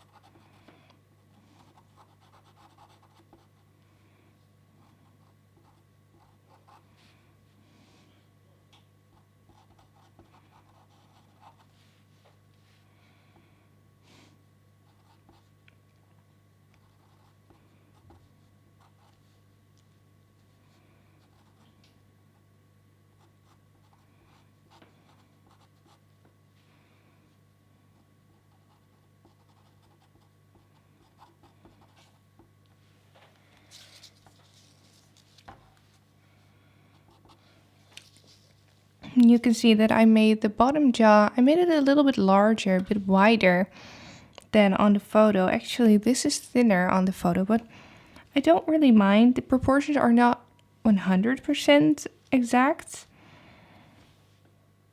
but honestly, I don't think it really matters.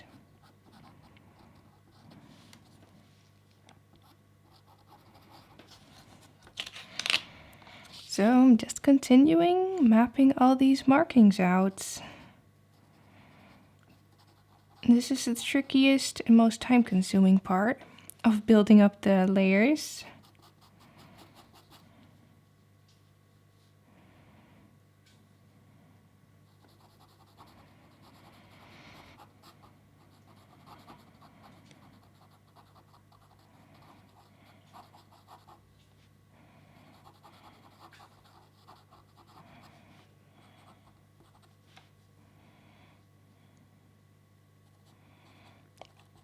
Around the teeth still.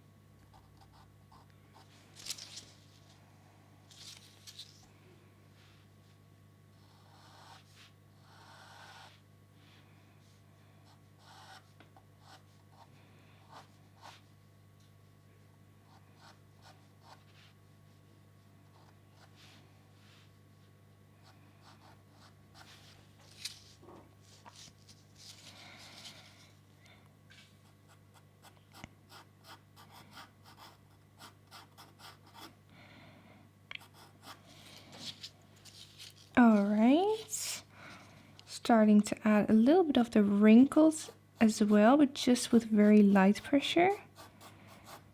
So here and there, especially here on the jaw on the left. Some larger folds in the skin. Also some smaller wrinkles here at the top, which I can lightly draw in.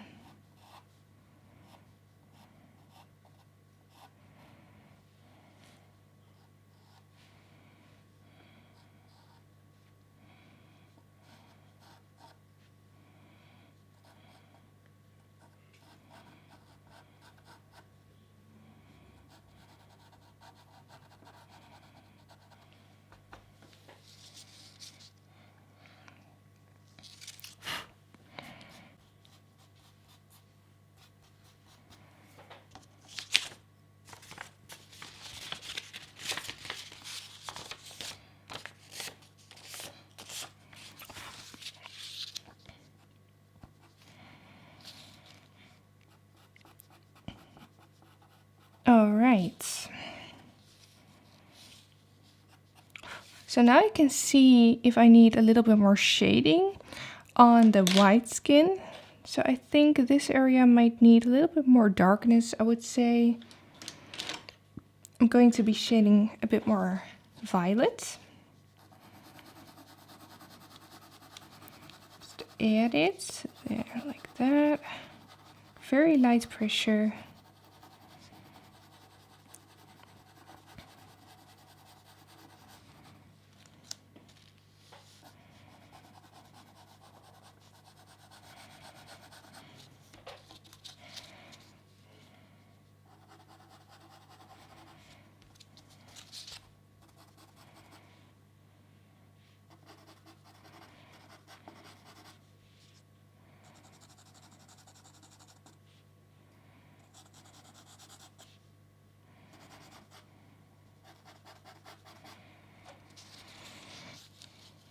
And even with the violet, I can also add some of these wrinkles and these scales as well.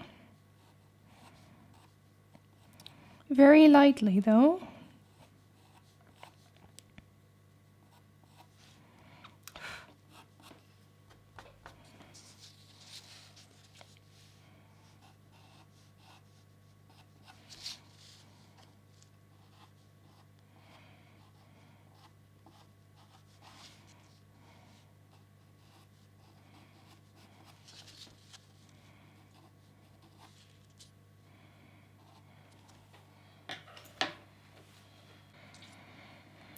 Okay, so now I can start adding some highlights. So let's do the light skin first. I'm adding 110 to start with, so just light gray. And mapping out some of the lighter folds in the skin again. Ignoring the dark markings for now, I'm going to add their own highlights. Just focusing on the white skin now.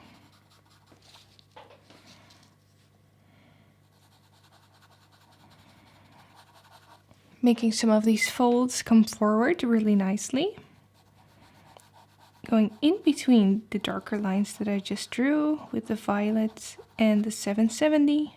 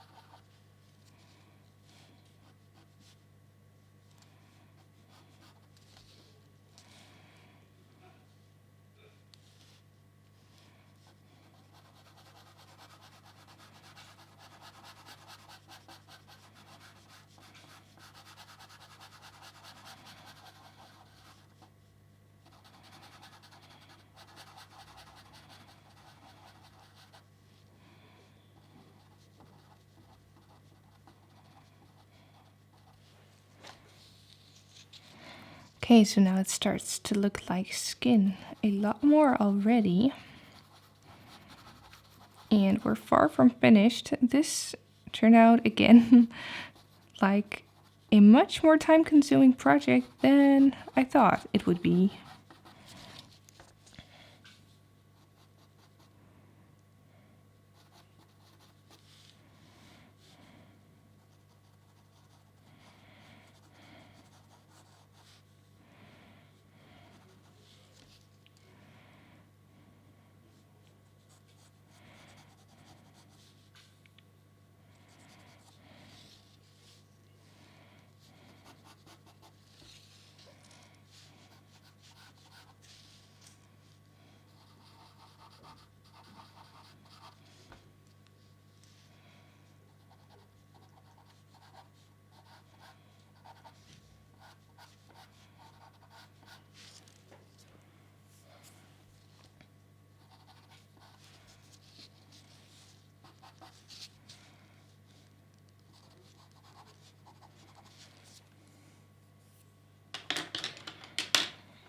Going to add a little bit of 681 here on the chin.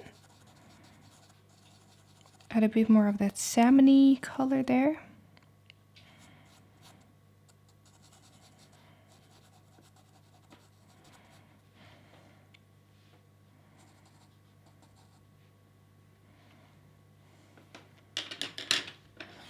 I see a little tad of green, a tad of 575 in this dark pattern right here. So with almost no pressure, I'm adding a little bit of green. Also here in the back a little.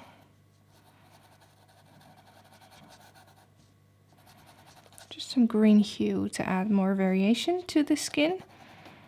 And then I can start adding the white highlights to these dark patterns. And after that, we can go in with black. So saving the black for last to prevent any smudging.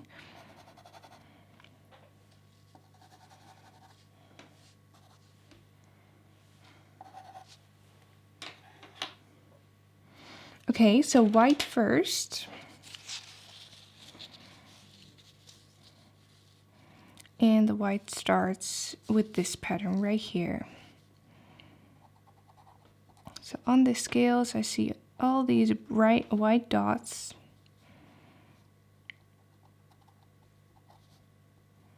In between the dark lines, so I'm placing them very carefully.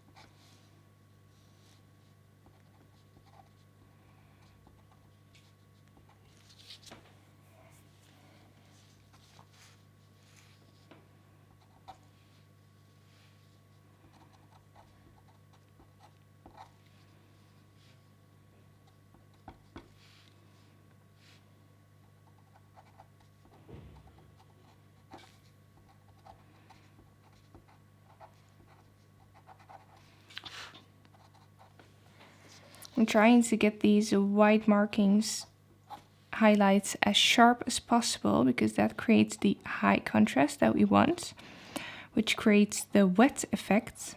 So we want nice sharp dots and sharp lines.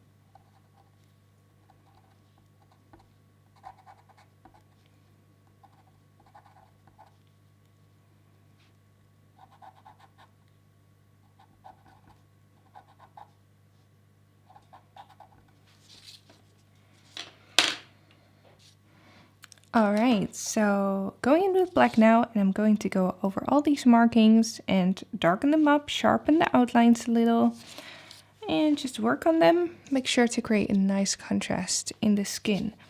So working from left to right again.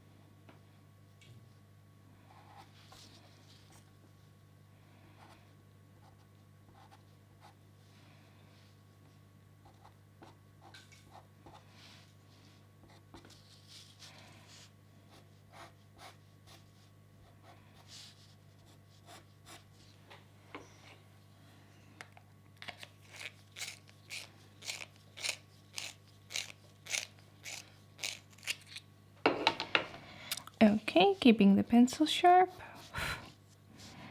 Running the black along the bottom of the jaw. Make it nice and dark.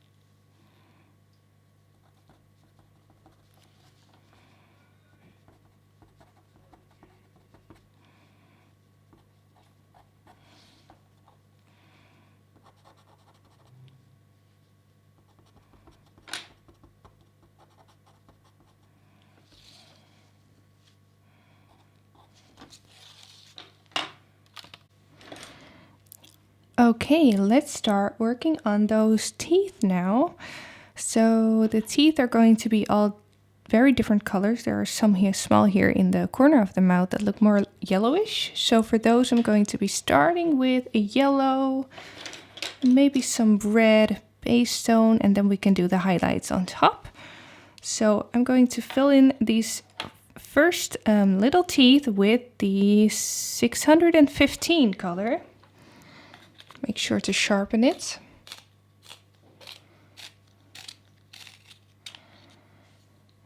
And the teeth are mainly actually darker than the skin around, so I can draw them in a little darker.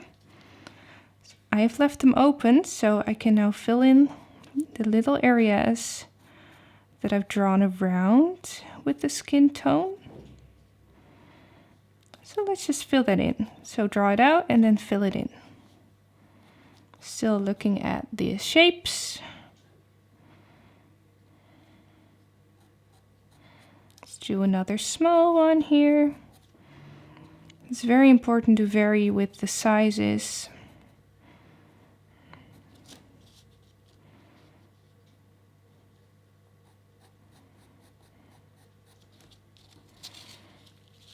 Okay, so all the small ones, they look very yellow. So I'm going to fill all the small ones in now with the yellow tone.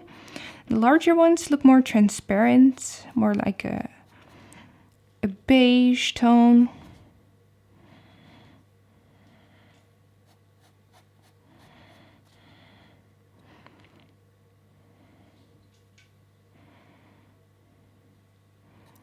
Very small one right there.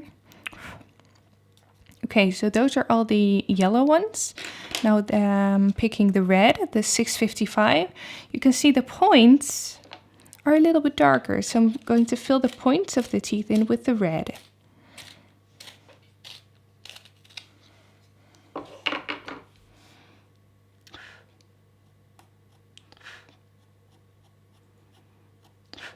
Making sure that the lines are nice and sharp.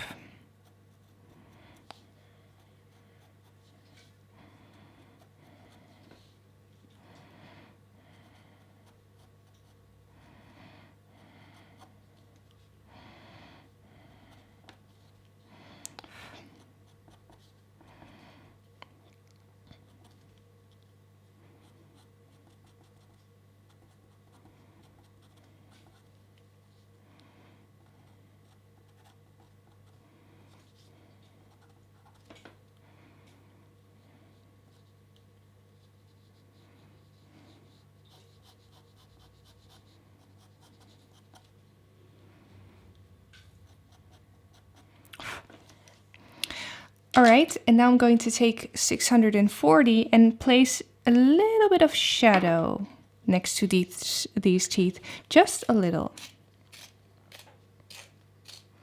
Maybe darken up some of the points even more.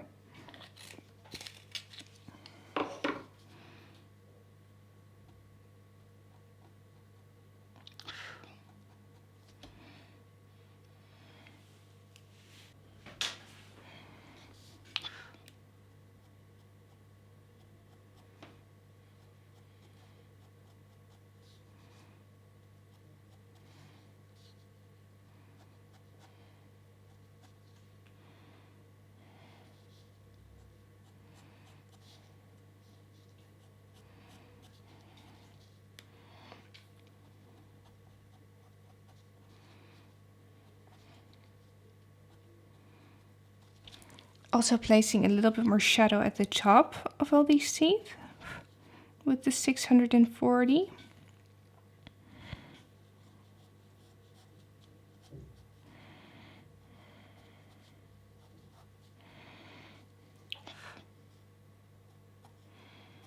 Just being very careful.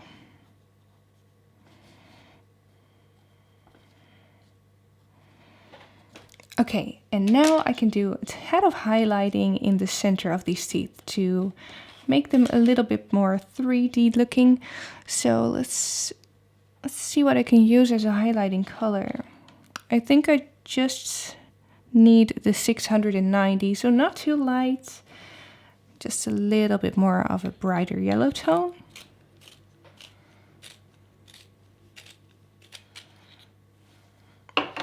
So this is in the center of these, mainly at the top. And the bottom will stay, the tip will stay light.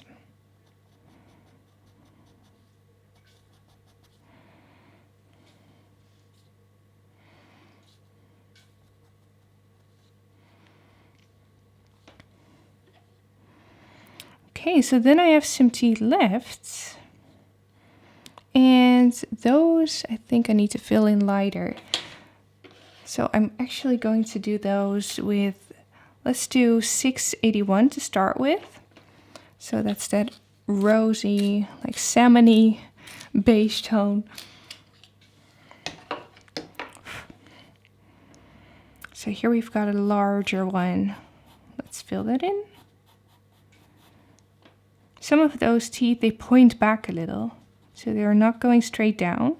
This one's pointing back just a bit. Then here we have one that's pointing back.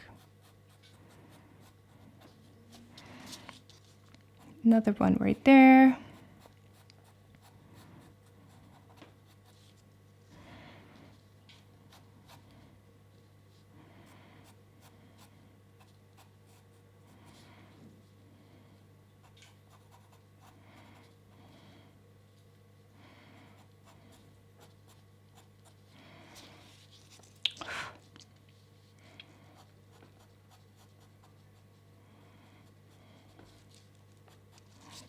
Okay, so that does need a little bit more color.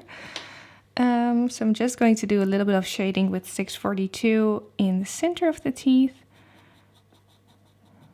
A little bit more of that skin tone to it at the top and in the center.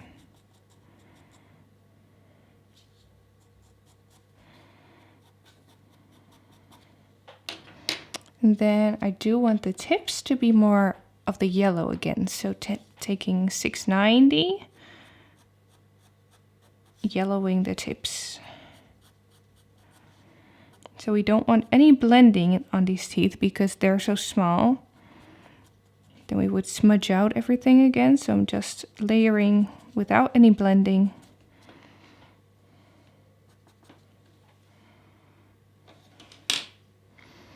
Then I feel I need a tad of blue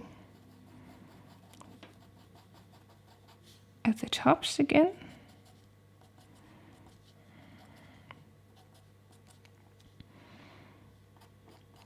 And then we need something next to the teeth to give them a little bit more shadow on the sides. Let's do that with the red again. So the 655. I feel like it's quite a good shadow tone for them. I'm going next to the teeth just a little.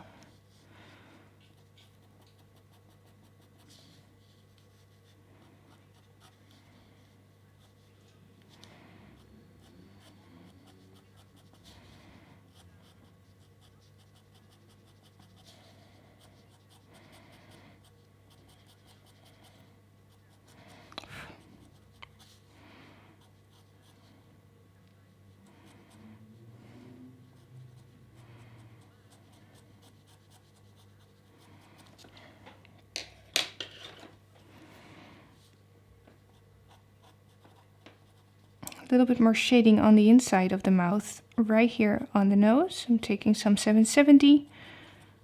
Make the mouth a little bit more open here at the tip.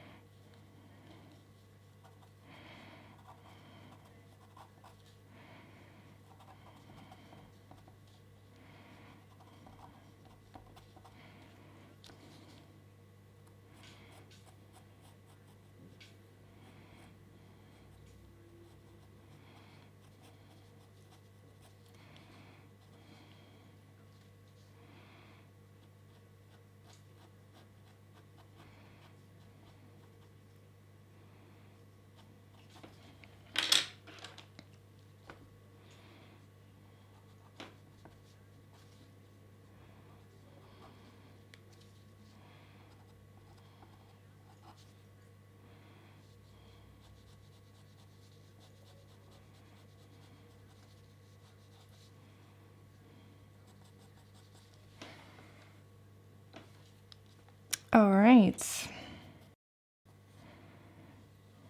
Okay, I just want to do a tad of highlighting, some extra highlighting on the larger teeth. So I'm just going to take a little bit of white, do just a tad of highlight in the center, or at the bottom just a little, like here. Make some sun coming through.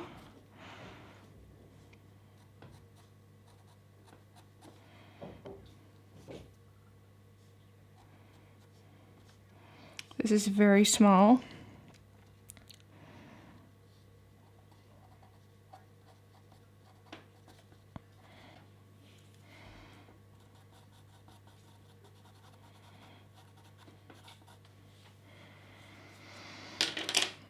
And then we're basically there with the teeth, so let's just move on. Let's see what this looks like from a distance. Let's zoom out. Okay, so from a distance it definitely looks better, so that's good. Let's zoom in again.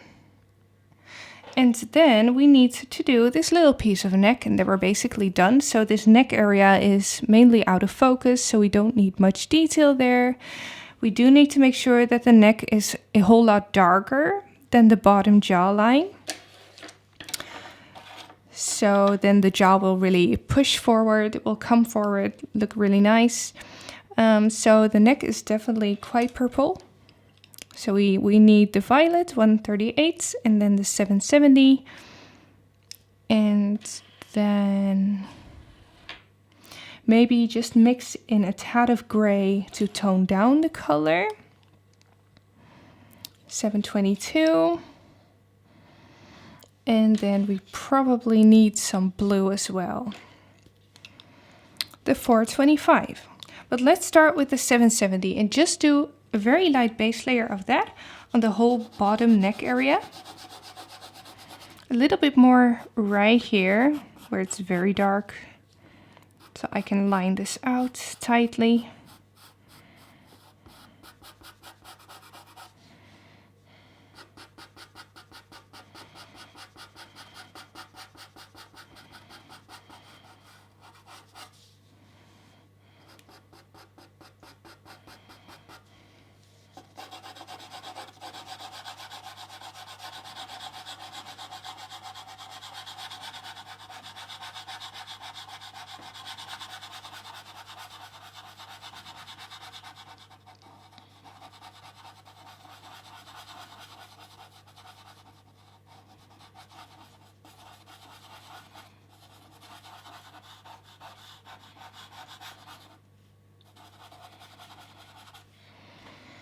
And then on the back of the head, everything gets a little bit more green again. So that's where I stop with the 770.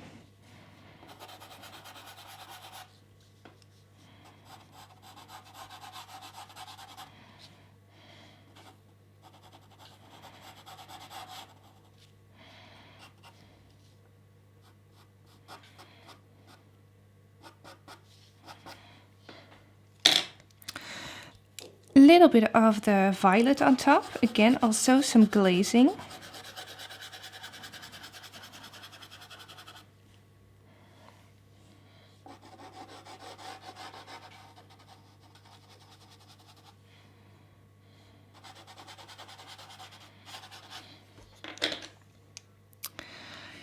Let's also add some blue, some 425, not too much.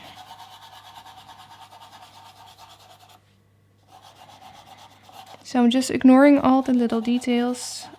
I just want to recreate that base tone that I see. And actually we can use some of the 642 as well. With this I can thicken the layer. And then I don't think we need any gray.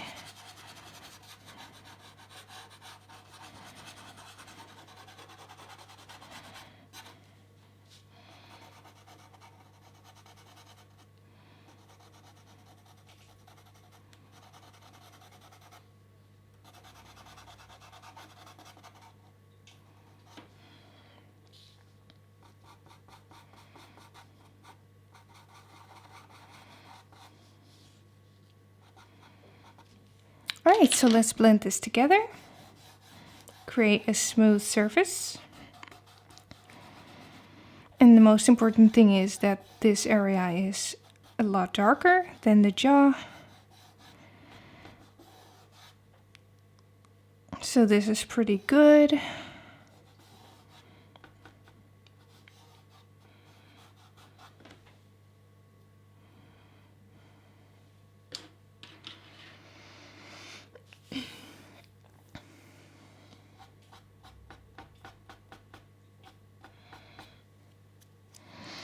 Okay, so now let's create some texture. And for that I want to start with the 716, just recreate some of the scale, the darker scale textures that you see. Before we start adding black, I also want to add some black, but after this. So let's create some of these lumps.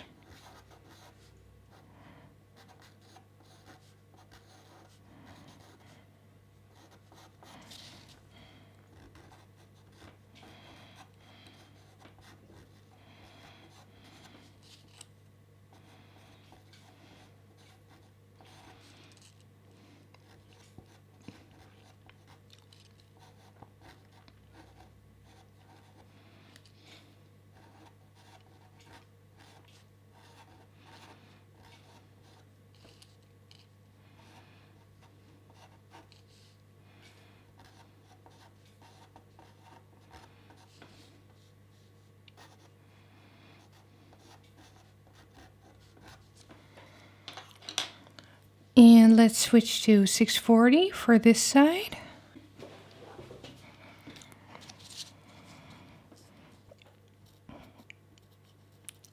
And recreate the same lumpy textures. I'm just drawing some circles. Stick them together. So this doesn't need to be super detailed. We're going to be smudging it out.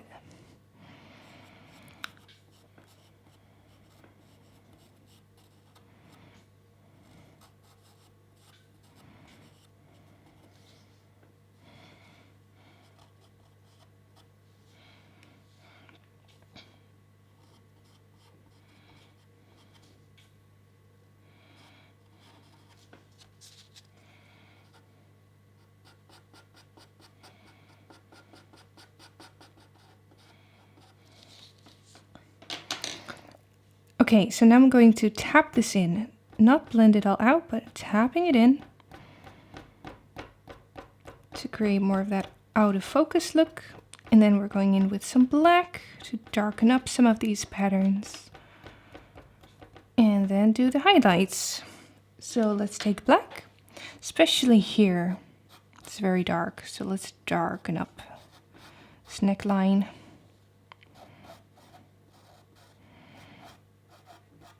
Wiggling the pencil around to create a natural scaly texture.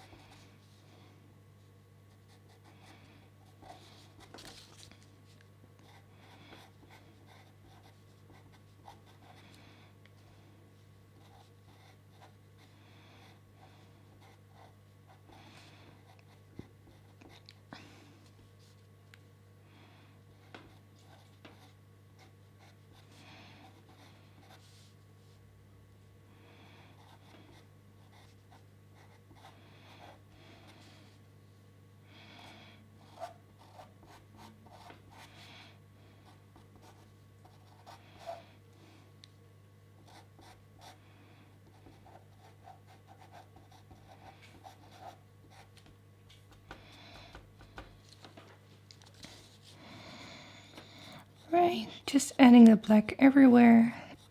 I see more darkness in between the scales. but I'm being rather quick about it.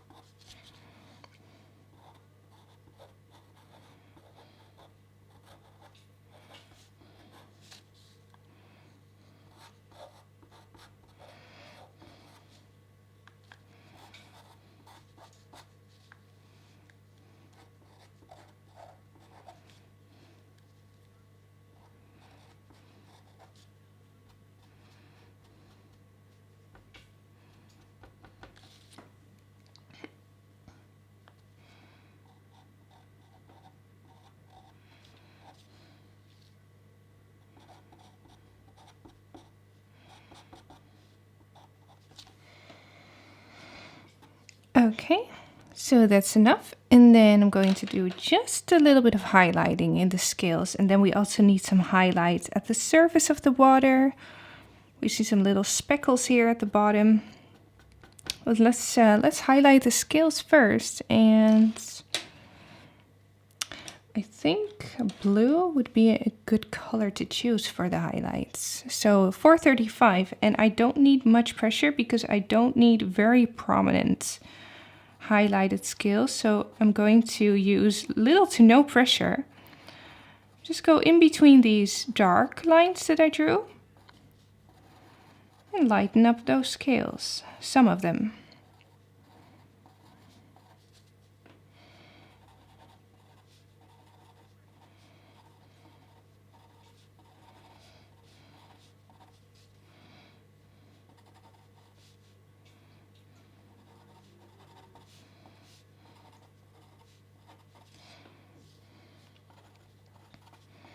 I think I also need a little bit more 642 to add to some of the scales as well for some more variety.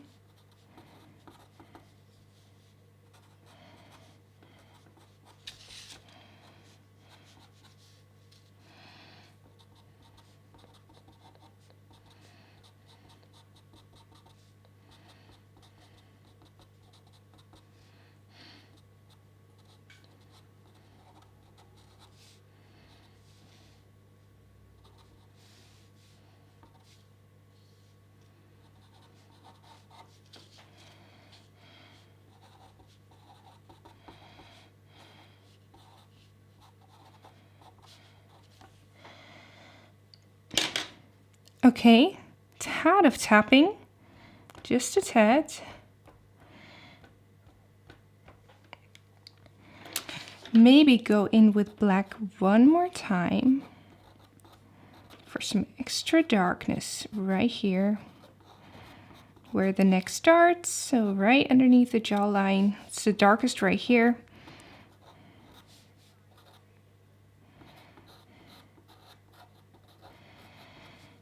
And then we need to do some highlights at the water surface as well.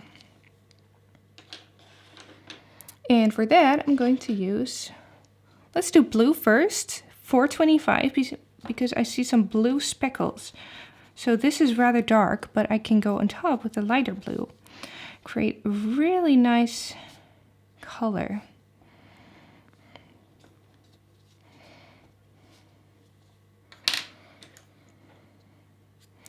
For 435 on top.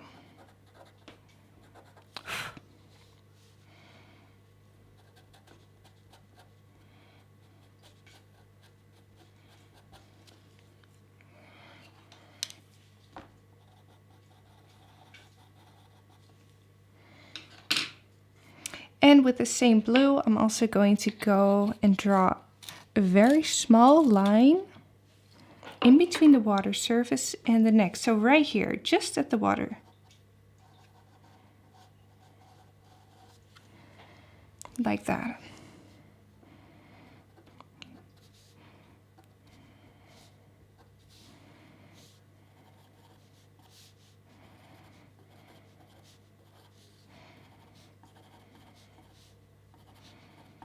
Okay.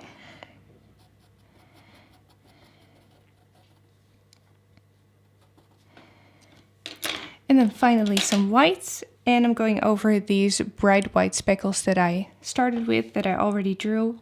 And just sharpen them a little.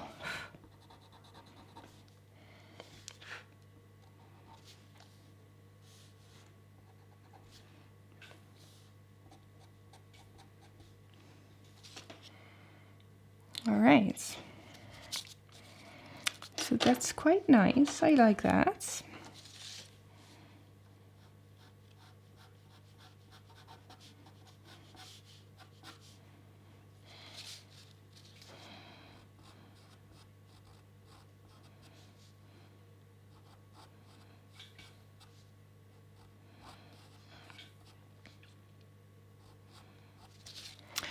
And now we just have one area left, and that's this little tiny piece of the back of the head with some spikes sticking out.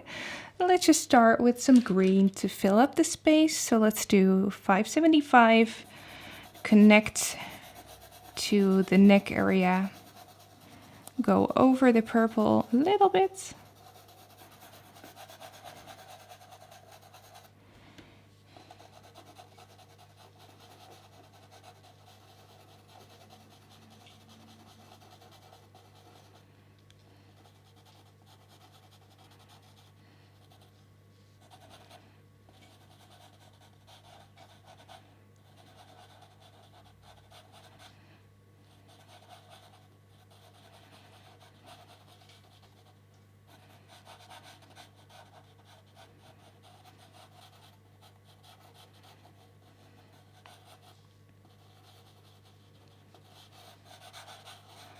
Okay, just fill it up. Some of these spikes that are sticking out, those are a little darker. So I'm going to take 770 and darken up some of the bottom areas of the spikes.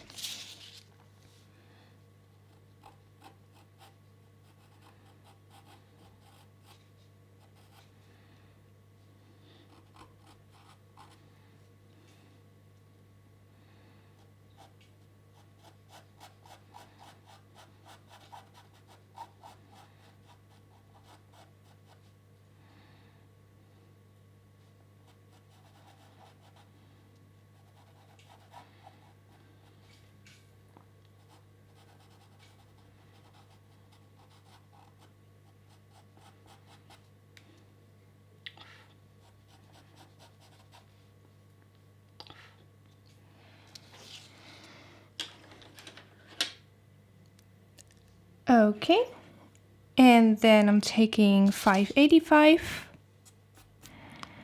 doing a little bit of dark patches. And of course, this is going to be out of focus, so I'm not going to be too detailed about it. Just wiggle around, creating some of these scaly textures.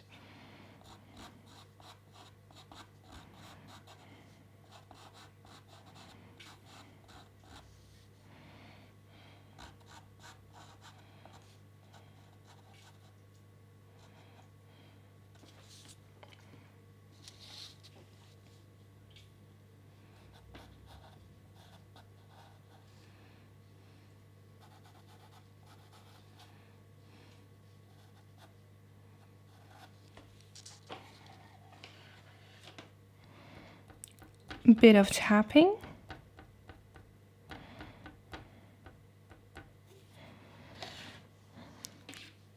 And then maybe a little bit of variation in the color by also adding some brown.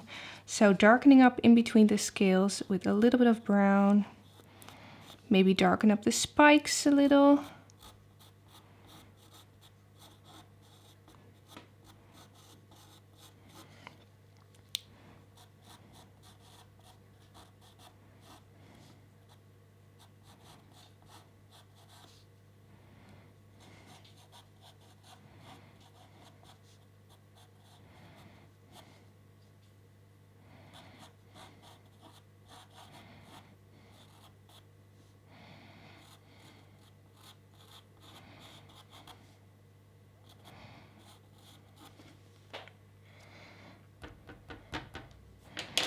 Then a little bit of yellow, so it's 690, also to make sure that everything isn't too green. So with this, I'm going to highlight the scales. So I'm going in between the dark lines and create that scaly texture.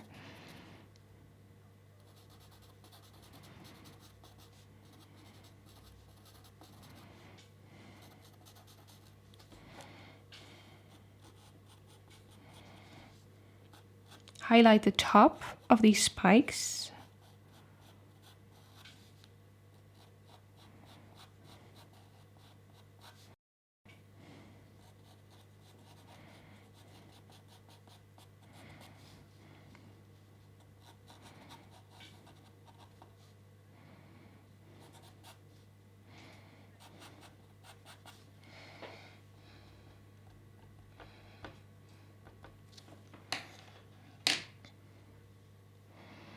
All right, so I feel like this area right here is a little bit too flat. I need more darkness, more black. I'm going to darken this up.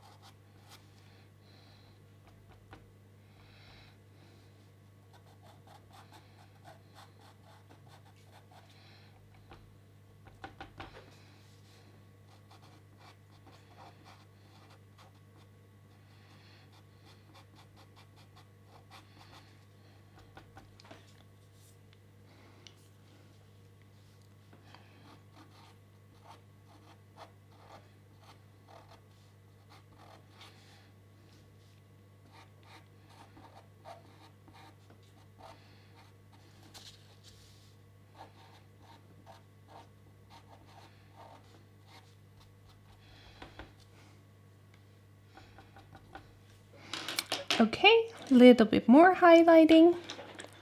I'm taking 681, highlight some of the scales some more. So I'm picking 681 as it's a more neutral color and I don't need any more bright green in this area. So just picking the beige.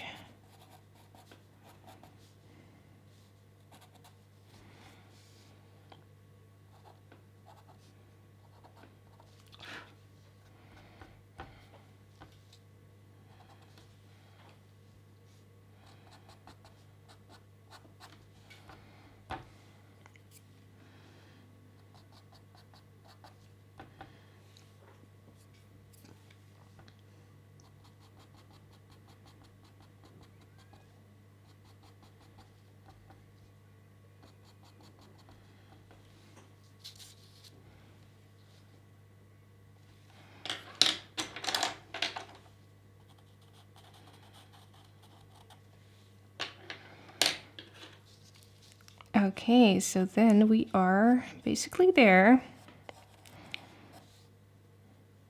A little bit more detailing with 770, but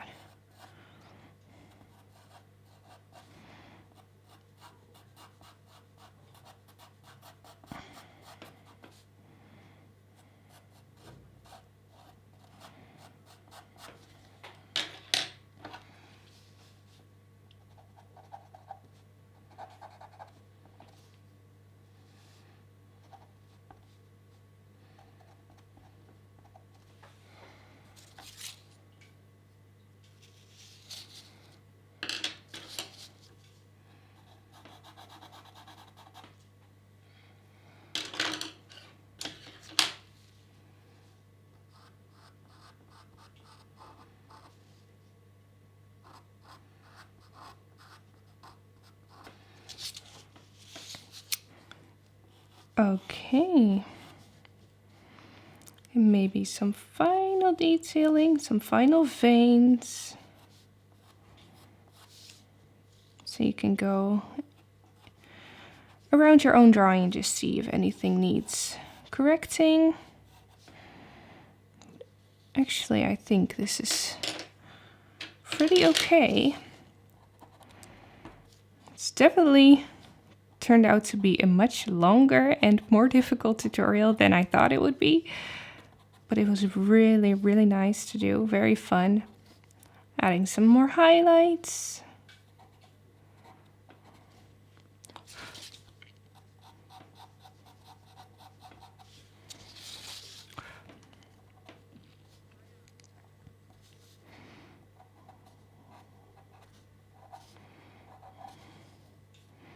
Making sure that this nose is coming out well.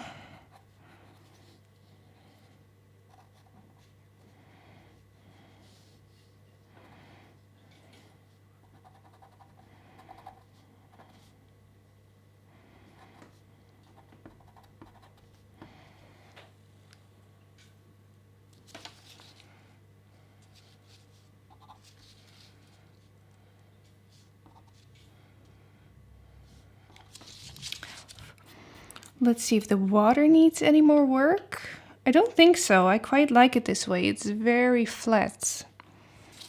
Very eerie looking. I like that. The only thing I want to do is do a little bit of fireflies just because I like how they look. So I don't want to make them too bright. Let's just do a few fireflies. And then do them with 690. So not a very bright yellow.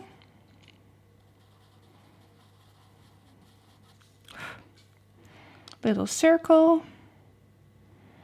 Make sure to vary a little bit in the size of the fireflies, so they're not all the same. Just a little circle. Let's see how it looks if I do add a little bit of brighter yellow to it.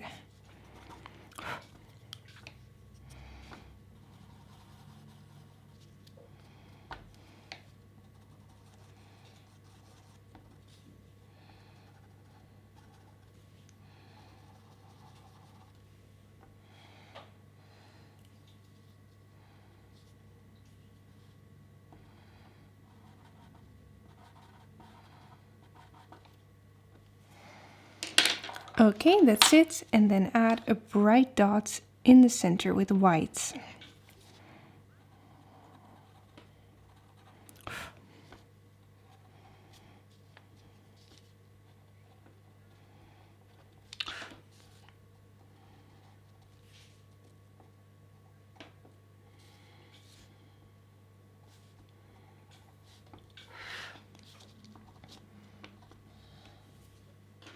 Let's do one more right there.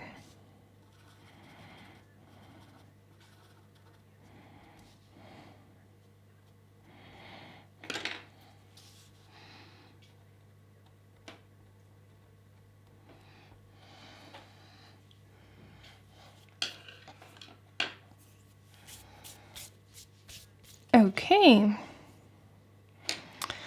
And let's go over one more time. Let's see if I missed anything. I think it's rather okay like this.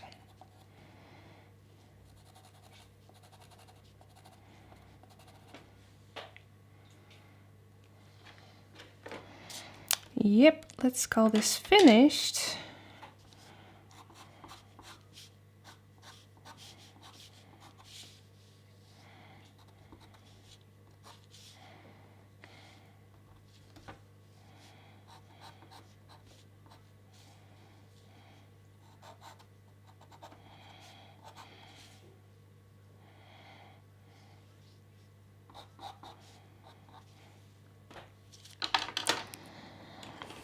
Maybe the final little thing I want to do is just go in with a tad of Cretacolor. So this is Cretacolor Black Pastel number 2. This one is a lot darker than the Stabilo Black. So just in some areas where I want extra black, I'm going to add a little bit of this. This is optional. Just in the very dark shadow areas, like here underneath the jawline.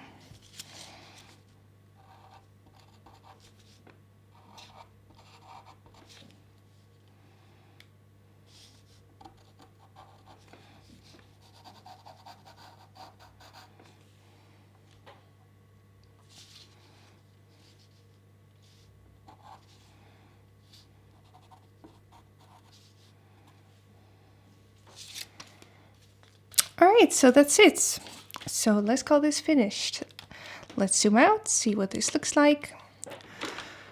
So that is the final result. I hope you liked this tutorial. It was not an easy one. And so I hope you enjoy it. I'd love to see your results. Don't forget to post them in the Facebook group. If you are a member, you can find the link in the description. So thank you so much for watching, and I will see you in the next one.